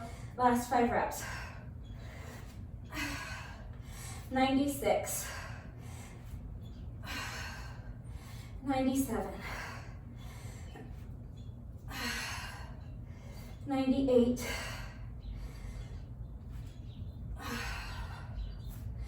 99. Last rep. We finally made it.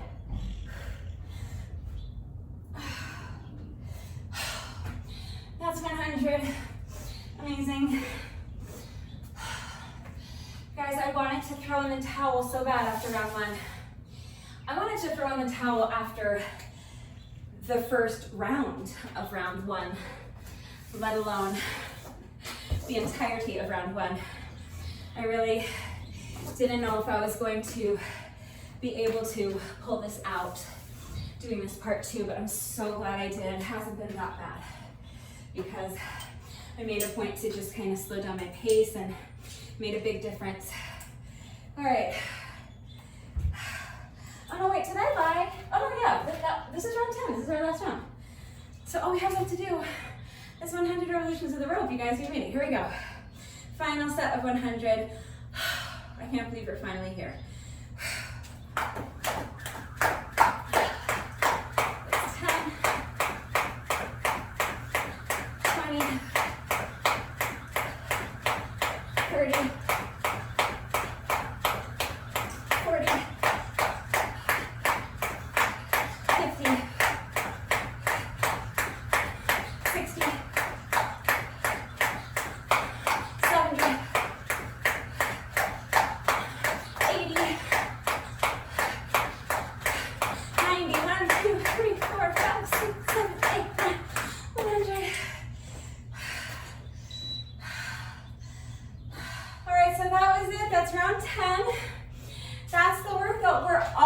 almost finished. You guys know that even if it's 3 hours long, no workout of mine is ever complete until we have done our bonus burpee. So we have just 1 rep left to go. However, when I do a workout that includes jump rope, in addition to my bonus burpee, I also like to do a bonus set of 100 with my jump rope.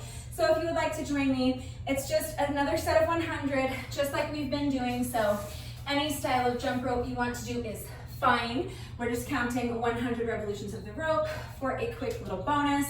But first, I wanted to tell you that part 2 ended up taking me about 40 minutes. I think just under 40 minutes. My timer says 40 minutes and 52 seconds. But again, I have to deduct like 2 or 3 minutes from that. So I'm gonna give myself the benefit of the doubt and deduct 3 minutes. So I'm gonna say this took me 37 minutes and 52 seconds, something close to that. So definitely longer than I wanted it to take, but I got it done. So I'm really, really happy about that. So like I said, we're almost finished. We just have to do our bonus burpee, but if you would like to join me for a quick little bonus set of jump rope first, we're just gonna count another 100 revolutions of the rope. So when you're ready, here we go. So counting 1, 2, 3, 4, 5, 6, 7, 8, 9, 10, 20, 30, 40,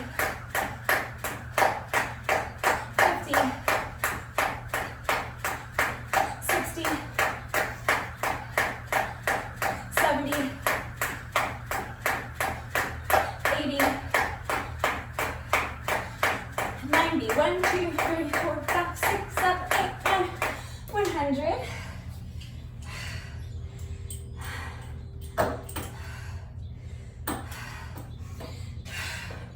So that's our little jump rope bonus.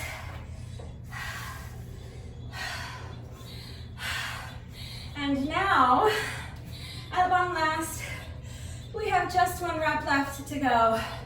Let's go ahead and do our bonus burpee together. And then the workout will be officially complete.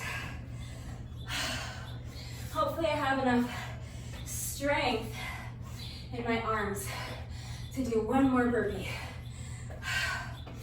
Here we go. When you're ready, final rep of the day.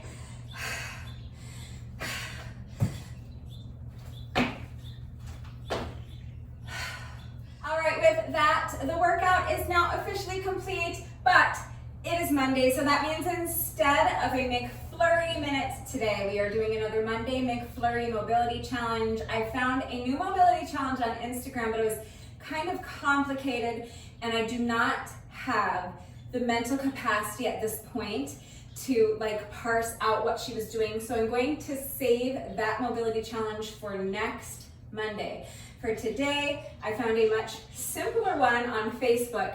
So that's what we're going to do. So I'm watching the reel right now, and I'll show you on the screen what I'm watching so that you can see what I'm looking at. You can see what the challenge looks like, and you can understand the movement. I'll talk you through it as well. But so here you can see she's just squatting down, and then she is leaning forward and placing her elbows and her forearms on the ground. She has her hands, the palms of her hands pressed together in like a prayer position, and looks like her fingertips are touching her chin the whole time. So she's starting with her feet wide apart. Her feet are almost towards the ends of her mat, and her toes are pointed slightly outwards. Her toes are pointed out at about a 45-degree angle.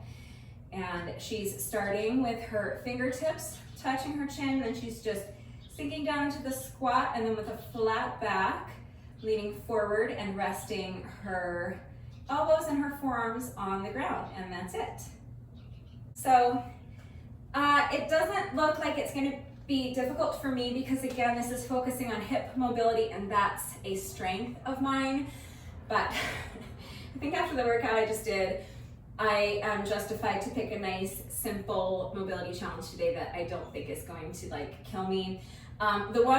The other one I was looking at, we'll do it next week. It's just like a lot of movements, and I need to like look at it and figure out exactly what she's doing it's a little bit complicated. This one's much simpler. So we're going with the nice, short, simple one today. And next week I'll write a much shorter workout for Monday so that we can tackle a longer and more involved mobility challenge. How about that? But for today, let's go ahead and give this one a shot. All right, so that's the challenge. That's what we're doing. I'm going to attempt to complete this mobility challenge, and if I am successful, everybody wins a free McFlurry. So if you would like to join me, go ahead and start with your feet wide apart. So you're going to have one foot towards the end, either end of your mat, and you're going to have your toes slightly pointed out at about a 45-degree angle. Now we're going to be sinking down into a squat. So remember, with your squats, you want your shoulders back and down. Keep your chest lifted high. Make sure your abs are tight. You want your entire core to be strong and tight and engaged. Push your booty back so that you keep your back flat and the weight in your heels as you sink down into your squat. We're gonna start with our palms together like this, and you wanna just have your fingertips touching the bottom of your chin. Your fingertips are going to stay in contact with your chin the entire time, okay? So we're gonna start by bending our knees and sinking down into our nice deep squat, and then from here, we're going to lean forward. Keep your feet flat on the mat if you can, and just lean forward until your forearms and your elbows are touching the mat. And now you can come back up, press the heels into the mat to stand, and return to your starting position. And that's it. That's the challenge. Free McFlurries all around. So thankfully that one wasn't too hard for me. So everybody wins a free McFlurry. But if you were not successful, let's try it again. Now that you've done it once and maybe you understand the movement a little bit, you can make some adjustments. And let's try it a couple more times. If you were successful with me the first time, let's do it a couple more times anyway, in solidarity with those of us who need a couple more attempts to get it right. And so maybe we can just clean ours up a little bit. Okay, so starting with your feet a little bit wider apart, toes are pointed out at a 45-degree angle. Press the palms together and rest your fingertips right underneath your chin. Now bend the knees and sink down into your squat. Keep your feet flat on the mat if you can. That's part of the challenge. Lean forward into your forearms. Forearms are flush on the mat. And now reverse the movement and stand. That's it. Did you get it? Do you need one more try? What kind of adjustments do you think you need to make? Your feet might need to be a little bit wider apart. They might need to be a little bit closer. Maybe you want to play with the angle of your toes. Maybe you want your feet pointed out a little more. Maybe you want them pointed a little bit more forward. Everybody's body is different. So play around and make those adjustments and see if you can clean it up a little bit this third time, or if you have still not successfully completed the challenge, let's try one more and see if we can get it. Third time's a charm, all right? Beat that wall. Beat that mobility challenge. So when you're ready, here we go. Hands together, fingertips right underneath your chin. Sink down into your squat. Lean forward, keep those feet flat on the mat. Transfer the weight into your forearms. And now press back and stand. Did you get it that third time? If you did this mobility challenge, let me know what you thought of it. Let me know how you did with it. I'm gonna keep doing it. I'm gonna go through it a couple more times and see if I can clean it up a little more and get it looking nice and pretty so I can make a little reel. But I did successfully complete the challenge, so that means that we can all meet at McDonald's and enjoy some free ice cream for lunch. Holy cannoli, do we deserve it after the workout we just did. My goodness. I'm gonna show them this video. I'm gonna show them my watch and show them that I burned almost 2,000 calories and see if they won't give me 2 free McFlurries. It can't hurt to ask. Like my dad says, water off a duck's back. Another thing my dad always used to tell me is never tell yourself no. Let somebody else tell you no, but don't tell yourself no. So screw it, I'm gonna ask for 2 McFlurries. They can say no if they want, but maybe they'll say yes, and I really think I've earned it, so I'm gonna go for it. I wholeheartedly encourage you to do the same, especially if you did this entire workout with me. Oh my God, it was so long and so tough. So if you did this entire workout with me, you rock. You are all sorts of amazing. Thank you so much. Please let me know what you thought of it and how you did. Thank you to everyone who has been working out with me lately. And even if you're not doing the workouts, thank you for watching the videos. Thank you for liking and sharing the videos. Thank you so much for all of your wonderful and supportive and engaging comments. It really does mean the world to me. Thank you to all of my new subscribers.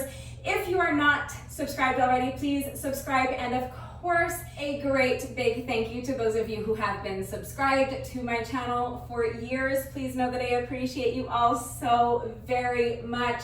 One final reminder that if anything is unclear with the format, especially since I kept kind of changing it as we went through the workout, and I kept kind of throwing out a bunch of different variations that you could do, a bunch of different ways that you could kind of put the workout together to customize it. So if that caused any confusion, if you have any questions about the format, how everything fits together, and how you can customize the workout to suit your needs, to suit your time constraints or your fitness level, please just ask. And again, please remember that if you have any doubts about the exercises we were doing today, how to do them with the correct form, I'm right here, so please just ask. It's so important that you understand how to do the exercises properly before you begin the workout, so that you reduce your risk of injury and so that you make sure you're getting the maximum benefit out of each exercise. And you guys know it is also incredibly important to me that all of my workouts are always accessible to anyone and everyone who wants to do them with me. I'm always here to help facilitate that. So even though I took extra time today before the workout and made a nice long tutorial and made sure to give you beginner modifications for each and every exercise, if you need any further help with beginner modifications, I'm always happy to do that for you. So please don't hesitate to reach out if you have any questions or if you need help. That is going to do it for today, 4 hours later. But before I say goodbye, I do have to say one final thank you to those of you who have been watching the videos all the way until the end and commenting with the secret code phrase of the day. So before I say goodbye, I will give you today's secret code phrase of the day. It is, how much for the Cheetos and water? So if you are still watching this video, hello.